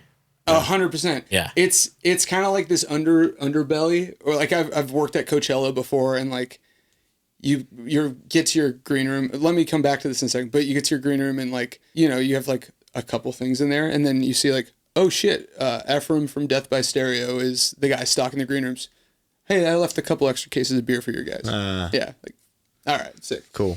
They're all around. But I you. remember It's like the hardcore is the Illuminati. Let's be real here. It's the Fountain of Youth. the drummer of Matchbox 20. This tour was over 3 months long, by the way. Like they do one tour every 5 years, just knock out every corner of North America. Yeah. And then just don't tour. Like, It's a dream. That's a dream. Drummer of Matchbox 20, his name's Stacy. He was the singer of American Hi-Fi. If you remember that band? Yeah, I do remember that band. But I didn't know any of this at first. So I'm walking around backstage. I was wearing a His Heroes Gone shirt one day. And he just goes, incredible shirt. And I was like, Are you sure? Well, I didn't even realize he was the drummer. So I was like, oh, the catering guy. Oh, yeah. Yeah, right. And then a few days later, we were like, I think there was like a little barbecue after the show or something. And I was wearing a Jesus Lizard shirt. And the same guy comes up and starts talking to me. And it's just like, my old band toured with Jesus Lizard. We got to look this up, but he was just like, that is one of the best live bands I've ever toured with, all this stuff. And American Hi-Fi did a tour that was Bush headlining. Fuck yeah. And they took out American Hi-Fi like when they were first starting to pop. Wow. I can't remember who the other support. There was someone direct support. Mm-hmm. And then Jesus Lizard was opening just because Gavin Rossdale loved Jesus Lizard. Legend. And I think I heard that Jesus Lizard got sent home from the tour because David Yao kept just getting naked and stage diving in arenas. Oh. And just like, yeah, you can't do that? No, you can't do that. That sucks. Can't do anything these days. Like Death Cab hanging out with Ian MacKaye. Oh, man. That's cool. Yeah, I always wonder. There's not anything to share with this really, but the first day, that tour started in DC, and they did a couple days of rehearsals at the venue Anthem, beautiful venue in DC, and I get there a day early just to load the merch semi and get it all organized, and we just like hear Jared and I are breaking down pallets, and we just hear like hello gentlemen, and I just turn and like peeking his head in is just Ian MacKaye. Legend. And it's like at first I Ian? Yeah, I was like, it can't be him. Oh, we're in DC. I guess it makes sense. Yeah. And then like 2 hours later, I'm like, I'm gonna go to the catering room and get some coffee, and I'm just like walk into an artist roundtable type setting of just Ben Gibbard, Jenny Lewis, and Ian just chatting about great squad. the process. Yeah. And it Dude, was like, Ian's a bald king. He's been Bald brother, that's, dude. that might Day be one. number one. day one. Yeah. Damn. Yeah. That's a good one. And really makes like a fishing hat look good too. Dude, any hat. How is it on there? We got to find out. Yeah. Ian, if you're listening, Ian. I'm sorry again. Remember in Lost, there was Mr. Echo? Mr. Echo also barely had a beanie on. It's the only rival to Ian. What's the guy from Oz? Yeah, it's the same with guy. The beanie that is just touching the side of his head. Maybe I'm barely. confusing the two. It's the guy who plays Mr. Echo. Yes. Oh, is it? Yeah, I think it's the same guy. He hated Lost. Yeah. Adolescents, the guy in Oz. Yeah. This episode is brought to you by Mad Vintage. Hey, Colin, where'd you get that shirt? MADDvintage.com. Wow. Yeah, that's all you got to do. You go to this website. You listen to a band that we talk about on our show. He's got you covered. You're going to find the shirts you've been looking for your entire life. And this is we're passionate about this. It's one of our favorite aspects of the thing that we're into, and it's important to note. Luke, over at Mad Vintage, he's looking to buy, he's looking to trade. He wants to see what you got. You know you have things you haven't worn in a long time in that closet. And you might sell them to him and see him on this show someday. So let's hurry it up. Hit him up. I want them. Our closets are full. So please get the stuff before we do. I can't take anymore. No. That's code HardLore15 for 15% off. Mad Vintage. Back to the episode. What's the worst venue in the country? Oh, great question. Cobalt Cafe. No, I mean, yeah. Man, I can't think of a specific venue, but like there's all these spots that, you know, a Live Nation tour will just book a show at where it's like, it's a stage in the field. It's the whatever amphitheater. Yeah. The whatever bank is calling this an amphitheater today for some reason. And you're like, you mean the mud pit that you haven't resodded since the storm 3 days ago? Right. Why are we doing a show here? Mm. And then, there's your merch stand, and it's like a frame of a tent with no coverage. Perfect. Yeah. Do you have the last few years of your career have been defined by you've been with Wallows a ton. Wallows. You like touring with them? Love them. Valley Good boys. boys. Sweet boys. You like and how so the singer of Wallows is Dylan Minnette, actor sensation. Lovely guy. Prisoners, dude. He's in fucking Prisoners. Yeah. Okay. You're in Prisoners. You can do whatever you want. Sure. Shout out if you guys are listening. Yeah, totally. Big fans of HardLore. Yeah, totally. They might. Honestly. I don't know. Drain. You've been touring with Drain a lot. How's that right. been? They might be listening. Sam, how you doing? Send a breakdance back. Yeah, I love Drain. Best guys ever. Is there a band that you clear your schedule for more than any at this point? Probably Drain. Yeah. The only times I won't is if they have like a 3-day thing and I have a month of touring. I have to do that. Yeah. Denzel Curry is the other dude. Whatever he's got, I'll do it. Totally. It's just like He loves you. he's the best. But it's like doing this as long as I have. Honestly, doing the Cosmic Joke stuff and Holy Blade stuff has kind of changed my perspective where I'm like, I just want to do the stuff that makes me happy now. I don't need to just like, yes, it's my job and I'm fortunate enough to like my job, but I don't want to just grind myself into the ground doing work just to work on tours I don't want to do. Totally. And when I go out with Drain or when I go with Denzel Curry or even Death Cab, honestly, or Wallows to some extent, like it feels like home and it feels like it's obviously cushier than the van tours we've all done, but you're with these people with like-minded sensibilities. Yeah. Totally. And it feels like home. It's like, this is what I'm used to. So All it takes is to be on one of those bigger tours and you have a run-in with someone who doesn't come from that world. Yeah.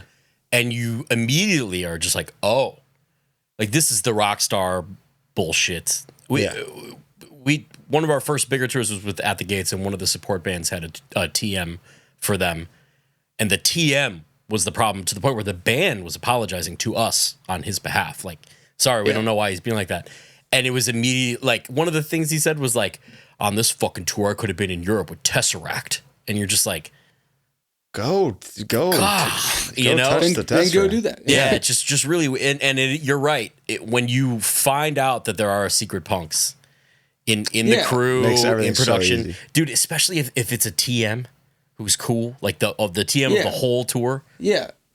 I mean, there's plenty of, there's plenty of acts where like, on these bigger tours, there's large crews and you can usually find a handful of people you get along with. And there's plenty of people like, we're best friends on the tour. I don't really talk to you anymore. And then there's some people who are like, these are my lifelong friends. Totally. Yeah. Drain, you barely knew when you took the tour. That was like immediate.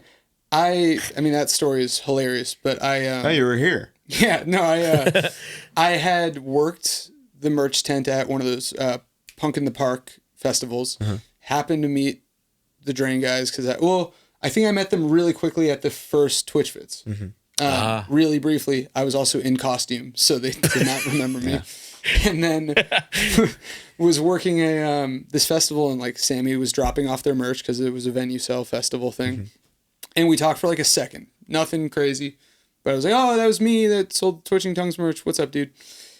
He somehow remembered that a couple months later, found my Twitter, messaged me, and was just like, "Hey," I mean, the message is hilarious, but it's like, "Hey, we're on tour right now. Are you busy tomorrow for the next 3 weeks?" And you had just gotten home from something. I think I got home days before, and then the tail end of it, we were going to Japan together. So I was like, I'm down to come out tomorrow, but I got to leave, like, miss the last 3 days or something. And he's like, "For sure, we just need somebody, please come out." And immediately I was like, these are my people. Like, it feels, I mean, I love, it's really cool to do the big cushy stuff, but something, it just immediately felt like getting back in the van, which I hadn't done. Like when the Sheds broke up, I accepted like, I don't play in bands anymore. And I still did some van tours, but not much. And it immediately it was like nostalgic in this crazy way of just like poop jokes. Let's go. Oh, yeah, totally. Big poop guys. Big poop guys. Yeah. Farting all around. Opposite of that, of Colin's question, what is your favorite venue? Like a big one. Give me like like what's like that's a nice place, Like an arena we'll never be able to play. Yeah. That like on the insiders are like dope. So a lot of outdoor stuff just plain sucks, especially do merch. But like the Hollywood Bowl is really cool. Oh yeah. And it's just going there is awesome. Yeah, it's just it sounds awesome. And the Forum, honestly, in LA is really cool. They're really like the crew there is really sweet. Like it's the worst. I hate the Forum. But to work, yeah, hate going there. Yeah, I mean, I don't want to go to Inglewood, really. It's just, I don't want to go west of... Dude, SoFi was pretty dope. You got to go, like, in... That was crazy. I haven't seen other than the top deck at SoFi. Yeah, I'm sure you will soon. Cosmic Joke LP, dude. Yeah. But, it all depends. But what makes the day good for me is if, like, the house merch crew is a nightmare or not. And mostly they're pretty good. Yeah, and if it's like a real venue, it sucks to be like, the Live Nation ones, they know what they're doing, but they're usually hiring someone who professionally really knows what they're doing. How do you as a pro merch guy feel about merch cuts and how to navigate them? So when I'm like with a headline act... There's nothing you can do. Well, so it's hard to explain. Like without selling anyone baseball out and stuff. Yeah, But like, of course. If I'm working for a merch company and I'm hired by the merch company and working for a band and they're like, the booking agent contracted these merch cuts, we're just paying the merch cut. Like it's what it is. Yeah. Now I've worked with some bands that let's say they sell a ton of merch. They can have their agent, they know what they have. They know that they're going to sell a lot of merch. Yeah. They negotiate with their agents and they're like, hey, we work in some deal. Like, hey, if we hit this number, drop it 10% or whatever. And it honestly, if you're hitting those numbers, 10, whatever your percentage is, still pretty good and they're happy. Yeah. So, but I'm always advocating for like the support acts. It's hard when it's venue sales, nothing you can do. Yeah, right. Because you're counted in, counted out. It's done. Yeah. But if it's, if I'm selling and there's an opener next to me and they take off, I'm 4 weeks into a tour. I know this guy really well. And they're like, what happened to band X? Where they they didn't pay, like, oh, they're just, I don't know. I haven't even talked to that guy yet. Like, yeah. Because they don't know. That's good. The house people don't know. And like, if you're a support act, I mean, I don't know. I'm sure some of our agent friends out there who don't fight for this necessarily, but like if you're a support act, you're kind of just along for the ride of whatever the headliner's deal is, and that sucks. Like, you know, if you need every cent you can get usually. 100%. Oh yeah. But I do think merch cuts have gotten absolutely out of control. I think at some of the festivals, it's like 30%. 30%. Yes. Shoot yourself in the fucking head. 30%. Blow your brains out. And like the festival crew does a lot, but they also sell a lot, and that percentage makes out to be a lot. Yeah. And it's 30%. Like I'm not. No member of the band is making 30%. Also, it's shirt. 30% gross, not net. Yeah. Yeah. Like that doesn't It's account for. Oh my god. It should be net. And like we don't always know the whole story. Sometimes like the merch company that's handling this, they have to rent the storage containers that you're using. And like there's a lot of expenses you don't normally have. But you'd be fine with 20%, which is still very high. And I think way too high. I was talking about this recently, but I think if it's like a normal ass theater show, let's say they have a really nice merch space, they bought the nice grids, they have tables, they got good Wi-Fi, they got lighting, they got everything. Man, this must be so boring to everybody listening. No, but this is like I'm engaged. But if they me really too. actually provide you with a service, they're checking in on you while you're setting up. They're like, hey, here's my phone number. If the Wi-Fi cuts out, I'll come back by. 5%. Yeah, right. 100%. That's straight up, because that's still fine. You still didn't do 5% of the work to bring this merch here, and Yeah. I could sell this in the parking lot and do almost as well. To your point, Mac, it is 100%, but especially on the tours that you're working on mostly, like the headliners, they don't give a shit because they're getting the door.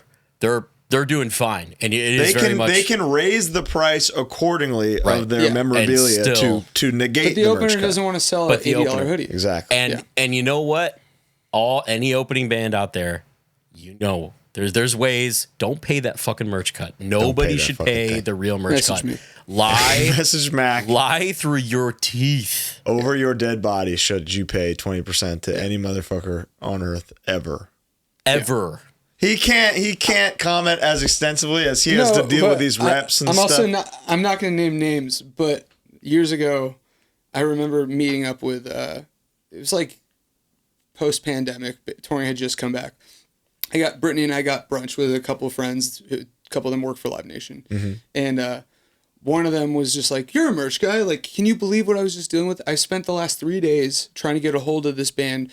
We called their agent, called their tour manager. They skipped out on this merch cut, and we just can't get a hold of them. That's awesome. And it's like a band we know. Mm-hmm.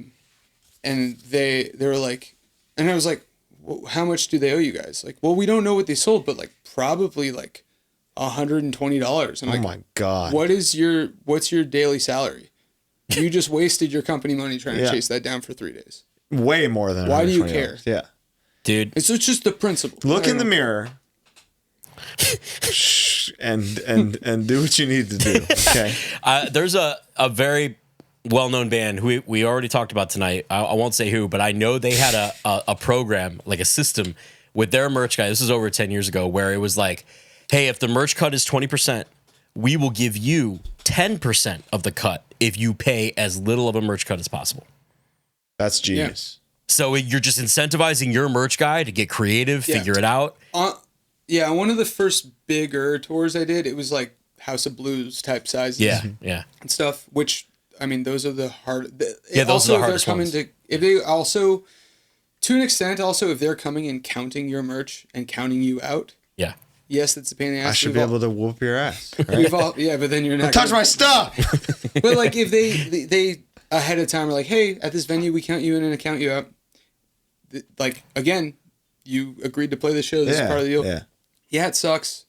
There's nothing you can really do about it. But honestly, like, I have friends that like take real issue with this and light them up, and it's like, at a certain rate, like, they are that girl who's approaching you. It's not her fault. No, yes, and I don't 100%. And like, yes, yeah, I don't give a shit about Live Nation saving money or whoever, but like, they are paying somebody to be here, so like, it's someone's job to make sure.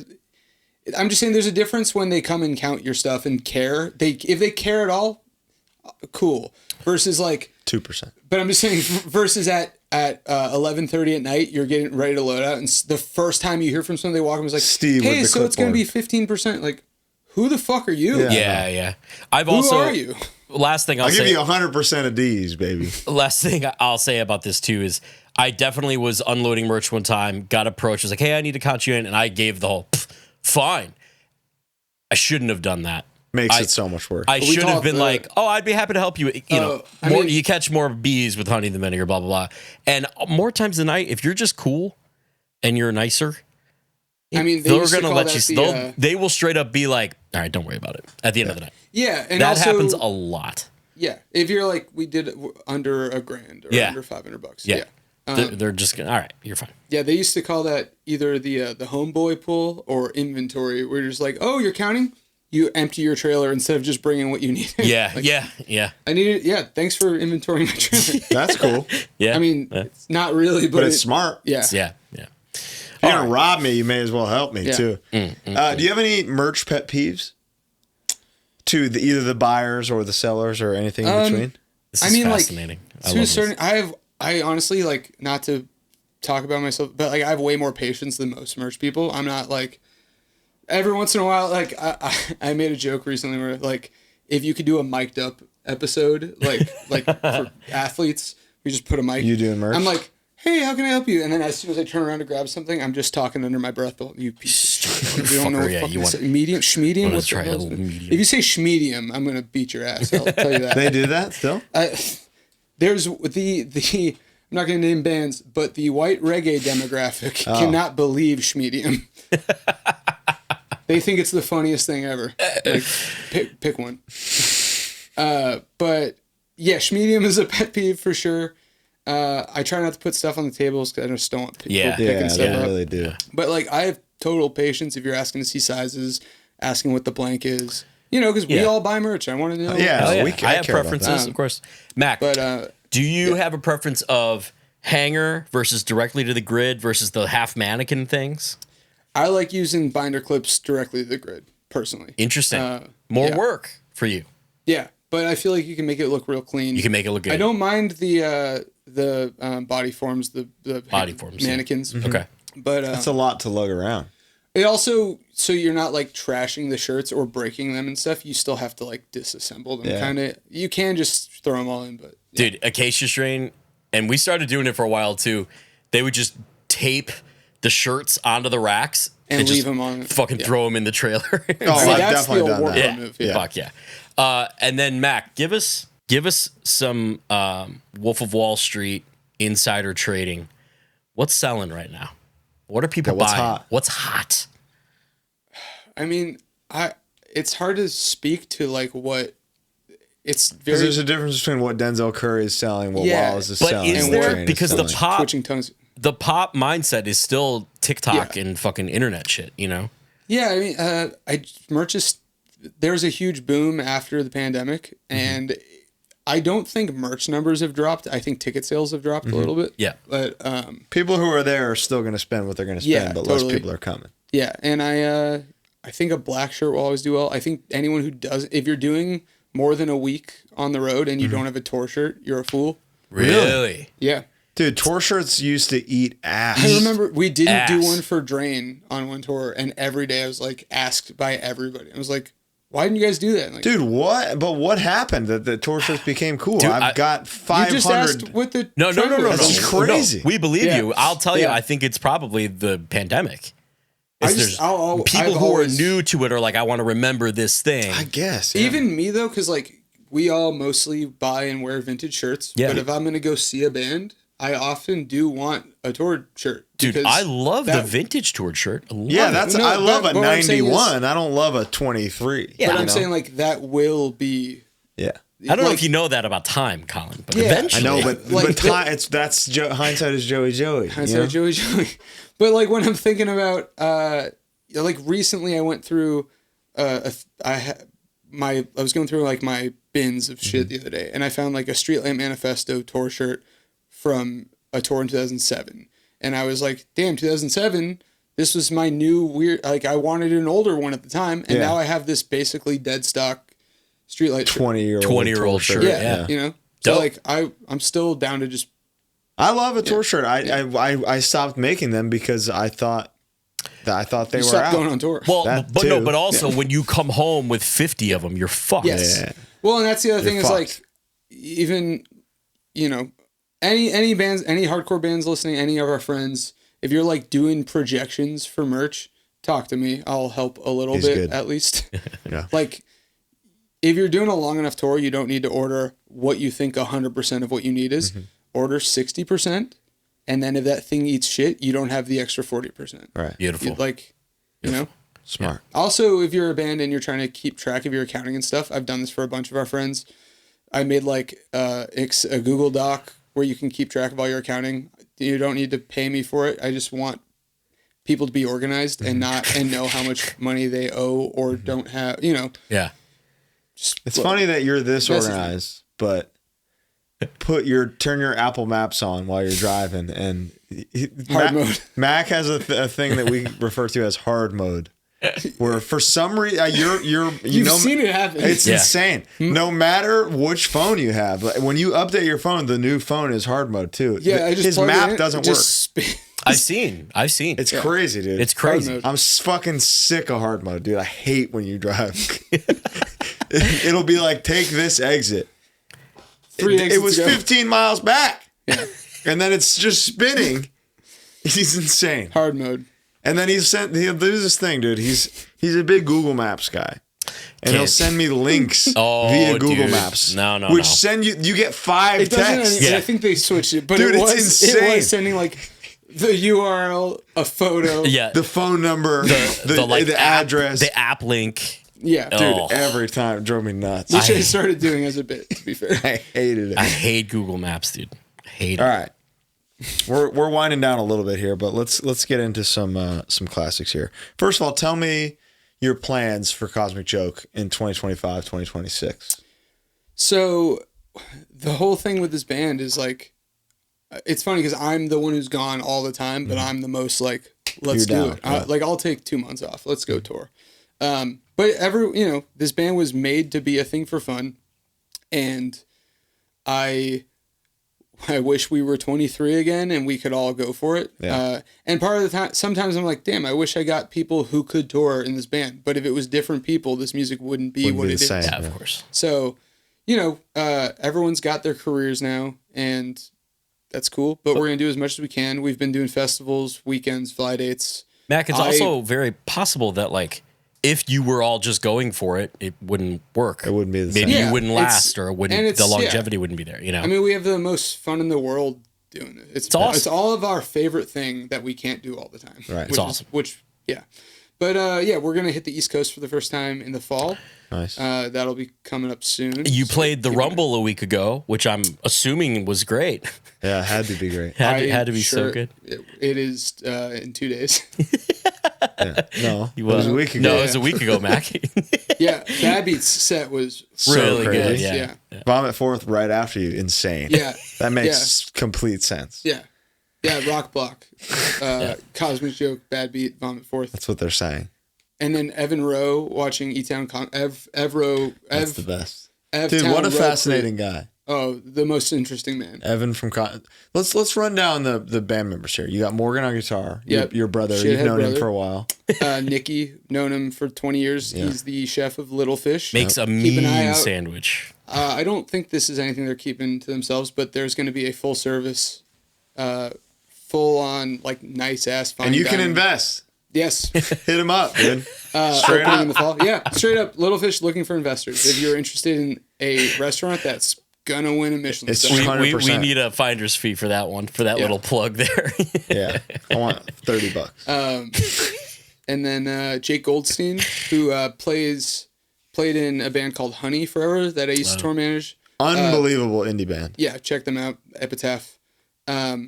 Jake, I mean, Legend. best guy. Best He's vibe. like he's our guy that loves 80s punk, post-punk, 80s hardcore, and then like as far as modern stuff goes, loved Ceremony and Yeah. Fucked Up. He's having a great time like discovering Yeah. modern music. Yes. Yeah. But he'll be the first one to be like, dude, fucking Panda Head is DJing down at Yeah. O'Reilly's. Yeah. He's the best at, it's cool because he's unclouded by new hardcore. He's just like, dude, Dead Kennedys, hell yeah. But then he's also like, dude, Soul Search was so dope last night. Yeah. Never heard Yeah. him. That's awesome. That's cool. Yeah, I it's mean, that's really cool. That's interesting. It's cool. so fun having like seeing everything through his lens. Yeah. You know? And then we have Evan Rowe, who's from Brick, Jersey, but has lived Legend. in LA for 10 years or so. Dude, Him joining the band, it was an absolute, so awesome. just like his entire existence, absolute wild card move. Yeah. He ended up moving in with our friend Eric, and at some point we just learned that Which was all facilitated by Pat Kinlan. Kinlan. Right? yeah. And yeah, we were just like, oh, that guy plays guitar. We need someone to fill in for the show. And then he just ended up in the band, and he's the best. Crazy eyed motherfucker. Him and Jake also live. I could throw stones at Yeah. both of their residences. it's which is cool nice. though that when you're able to, you continue the Valley custom of 3 guitars. Oh, yeah, dude, Vince, the legend. And then I love Vince that. Oxnard, the mayor of Oxnard. Yeah. I love that. Yeah. Yeah, it's fewer and further between. He's honestly, what he's mostly busy with is doing VCHC shows Yeah. with Cam up there. But Vince is like open invite member. If you're available, please do whatever. Like, you're welcome to do absolutely whatever with us. Love it. And then Mac, it must be pointed out that you have one of my favorite styles where you own the mic stand as a singer, as a standalone singer. You're good at that mic stand. I think it's I- awesome. I mean, I legit bring one whenever I can, because if there's a bendy stand, I'm not. Oh I'm yeah, not the stoked. boom the stand shirt. is no good. No good. Yeah, it feels comfortable, and I just noticed not a lot of people were doing it. Yeah, it's awesome. I think you you own it. You make it your own thing. I think it's really cool. Yeah, You do all the stuff, as Yeah. as Mike Gitter would say. yeah. I don't know. I don't know. I'm just doing what feels comfortable, really. Good. Can you tell me your top 4 hardcore records of all time? Bad Religion, No Control. Yeah. I'd say Minor Threat, Out of Step. Hate Breed, Brutality. Really? That's so We've talked cool. about this. That's just the one your that got me into them. Dude, Wow. that's a great pick. Great Yeah. record. Like, Dance. I went back later, and like, but it's bangers. Yeah. Yeah. It's crazy. It's a rich record. It only took a year to write and record, too. And maybe Group Sex. Circle Jerks. Circle Jerks. Nice. All right. Cool album art on Group Sex. Oh, yeah. They're all in it. It's awesome. Yeah. I love shit It's like cool that. collage. Can you do me one more favor? Can you tell me your top 4 ska records of all time? Yeah, let's hear it. I would like First to know. ever. Boston's Let's Face It. Yeah. That's the Age of Quarrel. Of ska. Streetlight, Everything Went Numb. Streetlight, you got some shows with them coming up. Yeah. Dream come true that my hardcore band is playing with Streetlight Manifesto before my ska band. But you did gang vocals on their record in 2013, did you not? I did. I also did one of my first tours was the band supporting them, and then I just watched them every day. And then years later, a friend of ours was like their own label, like they run their own label, managing their label, and was just like, we need someone who can sing melody in LA to do gang vocals. Nice. And yeah, it's funny because I was thinking about like, oh, that was like 6 years ago. Yeah. And they just today put out 3 new songs. It's their first in 12 years. Whoa. Fucked up. Wow. Yeah. So since that, these are their Yeah. first song. Wow. Yeah, crazy. And so sorry, Streetlight, Boston's. Is that the one with that crazy opening track on it?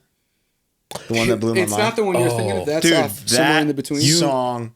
Yeah. You made me listen to it. I remember this came up really early on in the show, and you made me Because the listen to horn it. riff is wild. Yeah. It's That's, a riff. We Will Fall Together off of Somewhere in the Between. Dude, hard ass Yeah, horns. yeah. I remember you making me listen to that. The horns are palm muting. It's unbelievable. Damn, I'm trying to think of more. Probably Suicide Machine's Destruction by Definition. And the first English Beat record. Yeah. Band I've There you never go. heard of before in my life. Top 4 ska. You don't think Cosmic, you would- Cosmic joke, I baby. think The one- I think that the English Beat is a band that I think everybody should give a shot, because it's touching on new wave. If you like Elvis Costello type stuff, if you like the Clash, if you like even like Devo stuff, it kind of fits in there a little more. It's close to Madness and the Specials too. One of the I love the specials. One of the drummers from Suicide Machines was Derek Rant, from Alkaline Trio. went on to do Alkaline Trio, and he's fucking Shredder. Yeah. open-handed, dude, just like you. I mean, the rhythm section on Destruction by Definition, like the Sheds tried to cover the song New Girl from Tony Hawk. Yeah. And I think we tried it at one practice. We're like, that'll never be good. So we can't do that. Yeah, good song. Insane. Who do you do, Mac? Who's your guy? Guys. Probably Freddie Madball.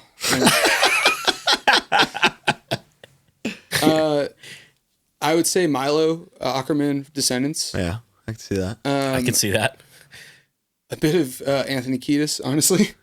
Which bit? The good bits. Yeah, I think a bit of Greg Graffin, Bad Religion. The I don't glasses. know. It's like, and the bald head. again, I'm just doing what feels comfortable. I think Milo is the one where I really consciously. I've often found without consciously doing it, that I've been like, I'll do something like that felt cool. That I've seen Ross from Ceremony do that. He's done a lot of stuff. I could also, dude. There's a bit of Keith Morris and Circle Jerks used to rock the mic stand. Same hair, yeah, Big, full hair. Yeah. yeah. Totally. Let me ask you something, Mac. I think I More know. Hetson I think over totally. I think I already know the answer to this question. Do you believe in ghosts? I don't. I haven't had any like unexplained run-ins. It's weird. Like if I'm alone in a big old room, like house sitting for someone, I'll feel scared. Yeah. But not because of ghosts or anything. It's more like home invasion. Yeah. What is Judaism's stance on ghosts? I have no idea, honestly. I really don't. Well, so what's interesting is like my stepmother was raised Jewish. She converted, and she's a born-again Christian. And What was her stance on ghosts? they don't believe in luck. They don't believe in ghosts. Like Luck? nothing other than God. Oh. And that's kind of like a more, not orthodox, but a more, Old Testament kind of conservative leaning into it. So I don't think Judaism is down with ghosts. Damn. I don't Like, actually know. Does Judaism observe angels? I don't think so. I don't think- It's weird. Like I'm Jewish purely culturally. I Yeah, think. sure, It's like, sure. I went to temple twice with my dad and grandpa, and my mom is Catholic, and I never went to church other than for funerals and stuff. So I know slightly more about Judaism, and still not really. But Ghosts non-factor. Yeah, non-factor. There you have it. Yeah, it's weird. I mean, on a broader topic, I don't. Not that you. I know. Not that it's the same thing, but like, I don't believe in God, but I do, or I don't believe like in heaven necessarily. But Yeah. I do like think about like where the energy is. Yeah. I guess. Yeah. Beyond. Like it's. I mean, it's the like comfortable thought of like, oh, there's something somewhere. You hope there's something somewhere. Yeah. I would say I'm more agnostic than atheist. well, that's the thing. 'cause I just Nobody's really atheist. Yeah, You know what I being mean? an absolutist in any sense is like foolish. Nobody knows. Nobody knows, but I'm on Glenn Benton's side here. He Or if whatever exists must die. Yeah. Dude, what was the clip? Recently, I saw a Deicide. clip of Dave Mustaine saying deicide wrong. Did you see Yeah, that? he says like diaceed. Dude. And he's like, what do you it's nonsense. He's like, he's already killed before. Yeah, he's already killed somebody, I guess. So It's so stupid. Dave, if you want to be on the show, yeah, just let us know. we'd love to have you. have you. Tell me about, I know you eat good. You're vegetarian now, but I know you still get fat from time to time with your boy. Almost strictly when I'm with you. No. No. That's one of my favorite Macisms is no, it's good. It's like I can't believe that. Like, I'll be like, this band fucking sucks. or No, something. it's good. Yeah. And then And they sucked. and then my stomach hurts is one that you Stummy's Oh my God. good. I did. Okay, there's a fun story. I was on tour with this rapper, not Denzel. This rapper I'd never met him before. We were like a week into the tour, so I know the whole crew and everything, but I've not met this guy. And I'm in the elevator getting down to the lobby to meet a friend to go get food. And as the elevator doors open, because I just see body, and I assumed it was my buddy. I just go, my stomach hurts, and I look up and it's him. And I'm like, hi, I'm Mac. Nice to meet you. I'm doing your merch. Yeah. Sorry. Yeah. Please don't send me home. My stomach hurts. Oh my god, Yeah, I've definitely taken that with me. that merch kid's weird. Yeah. Someone Say gave him a stomach? Tums. Yeah. A Stones. So with Cosmic Joke, on the short tours you can do, Nicky's a really good guide with food. He's got like a crazy spot absolutely Yeah, everywhere. is he tapped in? Yeah. I mean, it goes back to friends of ours, this band Bad Sons from the Valley. Nicky quit the Sheds at one point to tour manage them, and I started doing merch for them, which like when we kind of skipped over this, but I ended up touring with Strung Out, which was the first band that took me on tour, but I was always drum teching for them. I didn't really know how to, I would be the same way we sell merch for our own bands. Like, Yeah. I sold merch, but I don't know what I'm doing. Yeah, sure. And then Bad Sons took me out, and that's like when I was like, I guess I'm a merch guy now. And because just Nicky and I were on our same schedule, he would constantly be like, I got a spot. And it was always like, I'll pay for half the Uber, I'll pay for half the food, just order whatever. Like, Right. And he wasn't even fully a chef then. He just was down. tapped in and knew spots everywhere. So anytime we're traveling, whatever, I'll just be like, yo, in Buffalo, do you have a spot that's not just a wing spot? Yeah. What do you got? Send me something. It's always been good. Yeah. He knows. what's up. He just found this ham place in Detroit that he's obsessed with. Ham? Yeah, he's Dude, like, it's the best ham I've ever It's had. like ham sandwich only. When you call, they go, ham place. So, What do you got there? Mac, you also have a beautiful spreadsheet that I believe is gate kept purposefully, if I'm not wrong, of coffee spots. You're a big coffee head. Oh, I mean, if you ask for it, I'll send you. Okay, But so, yeah, so mildly gate kept. yeah, it's I ended up in this coffee group chat with like 25 people. I probably have 6 of the numbers saved to this day. Yeah. And a friend of ours who's kind of a friend to all who tour, he made this Google sheet, and then basically everybody who joins this can just save spots in any given city. And when you open it up, it's got like 700 shops in it. Some of them are like, when we were in Japan, there were spots there. Yeah. And it'll just pull up whatever's the closest one to you right then. And they're usually, because it's all touring people, within walking distance of a venue. yeah. Which is And lifesaver. Is Jacob Alejandro in there? For sure. That's the king. Jacob Alejandro, if you're listening. We'd love to have you on. Oh, you're unbelievable. Jacob, if you listen. We got some Patreon Q&A stuff now to wind this down. John Boyga asked, fuck, marry, kill, trombone, tuba, saxophone. damn. Tuba is not really the ska ensemble. Kill tuba. Kill Yeah. tuba all day. Dude. We need that trumpet, the cornet. I'd say fuck trombone, because if you're doing it right, it's incredible. Yeah. Marry saxophone, because it's more, You can use that anyway. yeah, it's... I'm with you, 100%. You killed that. Interesting. Does that thing Fortnite? Yeah. You're pretty good.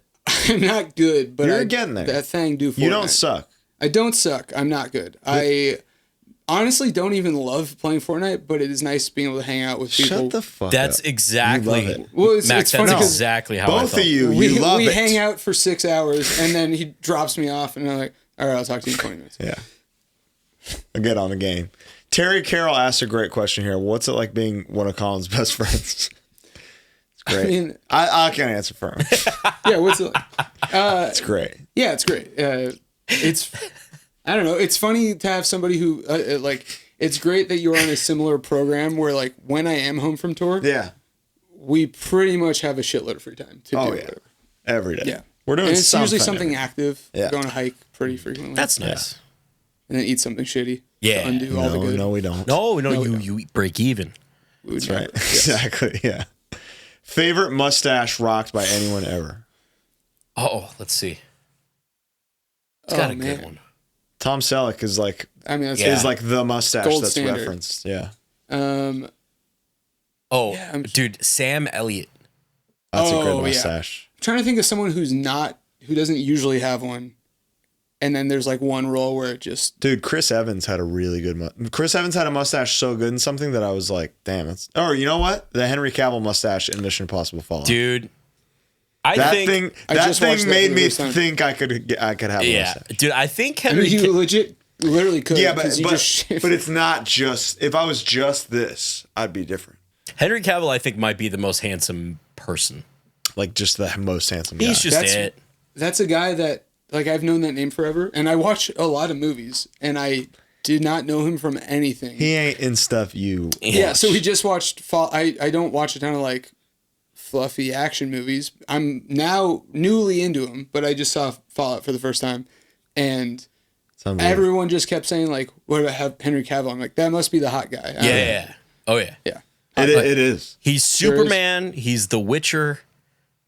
He's the Hawkeye in He's the Mission guy Impossible. that cocks his arms in Mission Impossible. And then the pocket appears. You ever notice that? Yeah, oh yeah, It's all fucked up. Yeah. it's dope. Damn. Top 3 NoFX records. Oh, great think, question. For me, I think number 1 is So Long and Thanks for All the Shoes. Really? I think Punk and Drublic is unbelievable, of course.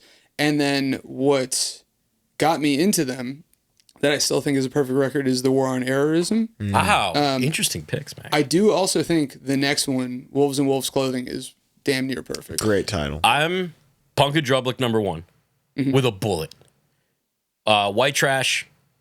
Great. Yeah. And then There's some filler in there, though. it definitely, The but like, bangers are unbelievable. but like, NoFX is a band that insists on filler because they're silly. I mean, you know, even I like this. I didn't love That's fine. I didn't love the very last record, which is a shame because they had to go out that way. But up until like the second to last record, I'd say there's three to four great songs on every record. yeah. And then I would good. say I heard they suck live. I think rock. Oh, it's the Decline Fake Out, Yeah, it's awesome. unbelievable. Yeah, What are some of your favorite punk covers? like people covering punk bands. Or I punk think bands? punk bands covering other stuff, much like your Talking Heads cover. I'm so Very bad good. on the spot. No, it's okay. Like the one that I just immediately thought of is I don't think is very good. So, I remember The Unseen covering Paint It Black by Rolling Stones. I was gonna say, was it Social D doing Oh, Ring of Fire? that covers unbelievable. Fucking awesome. Yeah, that cover's awesome. Dude, the Unseen did Halloween by the Misfits. Oh, I mean, and it was really AFI good. Halloween is Yeah. AF, dude, I'll do you one better. AFI Demonomania, I think, is even better than the Halloween cover. I don't think I've even heard that. It sounds It's dope. awesome. Love the Talking Heads cover. Were there any other bands you considered? Yeah. So in talking, like how that song got picked was pretty funny because, I mean, we constantly, it's so fun playing other people's songs. Oh, it's the Yeah. best. And we recorded that well before we did the LA's covers Right. EP. So like that was just a cool reason to get to do more of them. Yeah. But, you know, we all love a lot of like art punk, post punk, new wavy stuff, what have you. Love the Talking Heads. And to be honest, that's like not even close to my favorite song by them. But It made for a really we cool. wanted to do like a cool like pop song and do a take on a lot of people have covered that song, but do a version that no one's done. Right. And when we were trying to figure it out, that song, when you take it to the whole backbeat part, all the intro and everything, if you play it fast, we noticed it kind of sounds like Fear, and we're like, oh, cool, you Perfect. can just play this faster and Yeah. punk it up. Awesome. I don't know what else we would have done. Somebody asked, what are all the bands you've done merch for? We talked about a lot, but one that just came back to mind was Halsey. I never did merch for Halsey. But you were you were Bad doing Sons Bad Sons. supported Halsey on Okay. tour. Oh. But she was like talking to you guys about There was like a barbecue that she was like blowing up, but not quite as big as she got. right. So it was like smaller amphitheaters, you know, still fucking big shows. Yeah, But she set up like a barbecue one night after just to get to know all of us and Bad Sons and the crew and everyone. Which is really nice. Yeah, absolutely. very nice. So we're sitting, it was like the Bad Sons guys, Nikki and me, sitting at a picnic table with like her and a couple of her friends, like just friends that I don't know if they were working, they just were with her on the tour. And we were all just talking about music and stuff. And then she like honed in, like just looked at Nikki and I and was like, and just goes, well, you know, I'm from New Jersey hardcore. So like, I don't know what else she said. She's just like, yeah, you know, I came out of New Jersey hardcore. And and is like Yes, lasering in on you guys in that moment. Okay, you profiling us, but okay. I know I have camo shorts on, but I remember Nikki and I going to the bus later and we're like, what did she mean by that? Yeah, what does that mean? Is she into floor punch? Does she like the Mongoloids? Yeah. I think didn't she like book shows for a while? No, I think she was like a pop punk girl. Okay. And we were eventually like, Lifetime. It had to be Senses Fail. Yeah, Senses Fail, Lifetime, Saves the Day. Sure. I mean, I love Lifetime and Saves the Day. Yeah. And fine with Senses Fail. Fuck, marry, kill, Op Ivy, Bad Religion, Boss Tones. I'm marrying Bad Religion because I will listen to 16 albums on repeat. 16, baby. I will fuck Boss Tones. Yeah. Because you're just having a good time. You're open to potential infectious diseases, though. But you know how good of a time that means. Yeah, totally. And as much as it kills me, I'd kill Op Ivy in that situation. They just don't have enough music either. Yeah. True. Best place to take a nap on tour? Not on a duffel bag of merch under the merch table on Warped Tour. Yeah, totally. I mean, if you're on a bigger tour, you're bunk for sure. Green room couch. Cool. Yeah. There's not much fun answers there. Yeah. What is the craziest piece or worst piece of merch you sold for a band while doing a tour? That's a good Holy question. Shit. Like something where you're like, this fucking thing, I hope nobody ever brings this again. Every time there's windbreakers or nylon shorts, it's just a pain because they slide off each other where you're counting them. Oh yeah. Noted. I don't think I haven't personally had any crazy shit. I remember a friend was doing merch for it doesn't matter, for the band Health.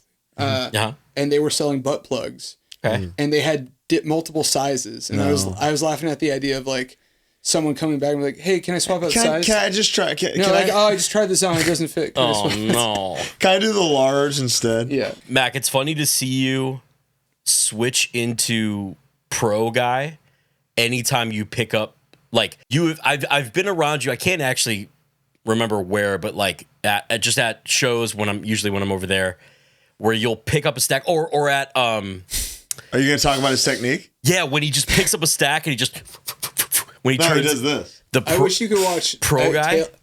I wish you could watch Taylor watch me do it. He hates it. Here's video of it right.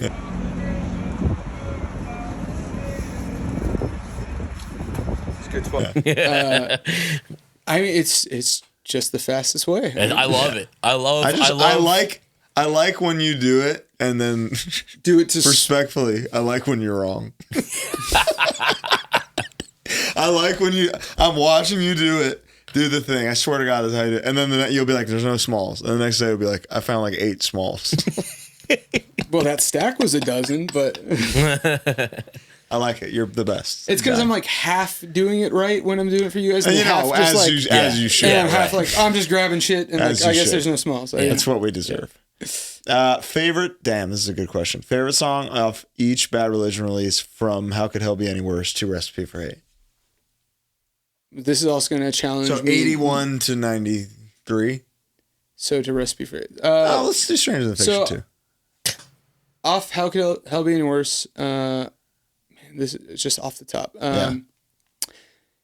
If you're looking at the extended, just because I don't want to give you an obvious answer, but on the extended version, there's a song, I think it was from the 7-inch, but it's called Yesterday. Mm-hmm. So it's like I guess it's on the 80-85 comp version, but that song is one of my favorite Bad Religion songs. I think How Could Hell Be Any Worse is good. Yeah. But they get way better. It's like Kill 'Em All. Yeah, and most other bands of the same era are doing what they're doing slightly better at the time. Mm-hmm. Yeah. Listen to Adolescents. But Suffer? Man, are we gonna blow this? No, it's No Control Before. No, Suffer. I'd say off Suffer, Give You Nothing. One of the, we basically ripped off the skank part in that song. Oh, speaking of, I discovered an unintentional riff today that Cosmic Joke yanked a little bit. It's funny. He texted me just like, what is that part in 5 Years Later? And I was like, at the end of 5 Years Later, they play a riff once, and he goes la la la la la la la. No, it's in the Moshi part, there's like the climb, melodic climb. Yeah. That's Poison idea. But it's funny because he's like, did you do that? And like, dude, I write the guitar. And I was like, Morgan's heard that in passing, maybe twice. Yeah. It's just a nice progression. No, what I said was to unintentionally nod Yeah. at an influence is even cooler. Because it means Yeah. you're tapped, you're I love locked Poison in. idea. You're in there. No, I'm not. Dude, Yeah. there's much more intentional rip-off shit. right. So, Anyway, back. No Sorry control. to derail. No control. no control. What's the goat? I Want to Conquer the World. Yeah. One of the best Good songs. song. Yeah. That's pretty good. It's a pretty good one. What would be Generator next? next? Yeah, I think so. Or Against the Grain. I can't remember when Against the Grain comes in. I think it's after. 90? Because Generator's what, 92? This is so not interesting. Yeah. What's Against the your Grain favorite- is Faith Alone. Damn. It's perfect. Generator, Two Babies in the Dark, maybe. Crazy There's so song. many good songs on This like, baby. Yeah. Recipe. Wait. Oh, it was Anesthesia. Was that on? That's on Against the Grain. On Against the Grain, there's a song called Anesthesia. And we're just like, oh, what? They keep talking about this person, Anna. What's the last name? Nikki's wife, or Nikki's fiance. Nikki's fiance Anna. Brittany was like, dude, that should be her nickname. We're like, what's up? Anesthesia.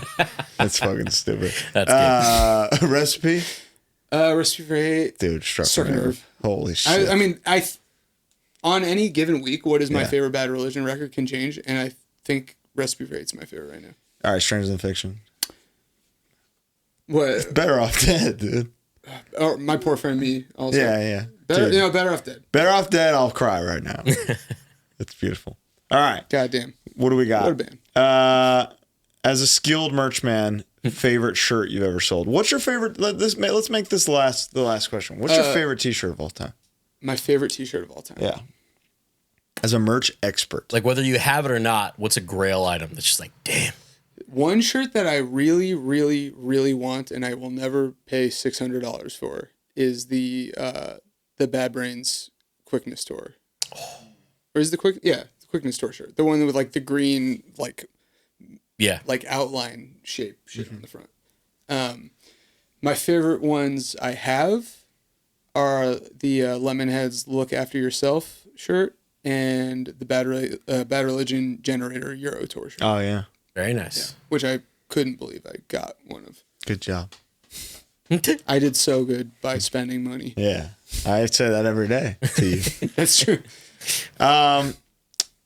What a beautiful conversation. This could have gone 3-4 more hours. What are some imparting words you want to leave the people with? They're out here saying circle pits are bad. They're out here saying don't fast even. parts I'm ain't out here cool. saying push pits are good. So All pits are good. Dude, all pits are good. all pits I are like beautiful. that. Yeah. Fuck yeah. As long as you're pitting, unless you're rowing, yeah, that's Yeah. not pitting. That's not You're pitting. my friend. That's Yeah. sitting in That's bad look style. at me, look at me, look at me. yeah. Yeah. Get the Yeah. The army crawl across the front. I think when you brought that up forever ago, it was like, that's where I spit. Yeah, no, Yeah. that's nasty. That's disgusting. But I'm like, get up and dive, and I'm like, that was sick. that was kind of cool. Yeah. yeah. Yeah, just any attention-y shit. Obviously, there's a certain amount. Like, if you're doing a gainer, you're going to get some attention. Sick as And, hell. and Yeah. like But, let's like- not be like, if you're spin kicking and you're the guy beating ass, if you're pit boss, there's a certain amount of that too. Yeah, but but, it's like, if different. If you're doing than- it really well, even the band is like, fuck, that's awesome. But Yeah, if there's right. no good outcome to what you're doing and it's strictly for attention, fucking get to the back of the room and go make a TikTok, you asshole. Yeah, there you go. I mean, they intend to. Beautiful. I'm not. Are they on TikTok? I'm not on TikTok. Probably. I got to get on TikTok. Scumbag. Yeah, you do, man. I got stuff to send you. Trust me. I would love to see your algorithm. Mac put me onto a thing called Dead Guy Hub. You got to get on @DeadGuyHub. What is that? If you want, you will find out that I didn't know that if you touch an electrical wire the right way, it'll turn your head into a candle. Oh my God, it's people No, dying. dude, he's looking at legit like tragedies. And I don't ask for it. It's just there. But that's your feed, and you stop and watch them every there's time. a certain friend that has put this into my feed by texting me shit. And he's in a unsolicited. huge band. Yeah, when just like, dude, I didn't He's ask dead. for that. Yeah. Damn, I don't. So Dead Guy Hub. I think Dead Guy Hub is gone, right? Yeah, they've been deplatformed. Damn.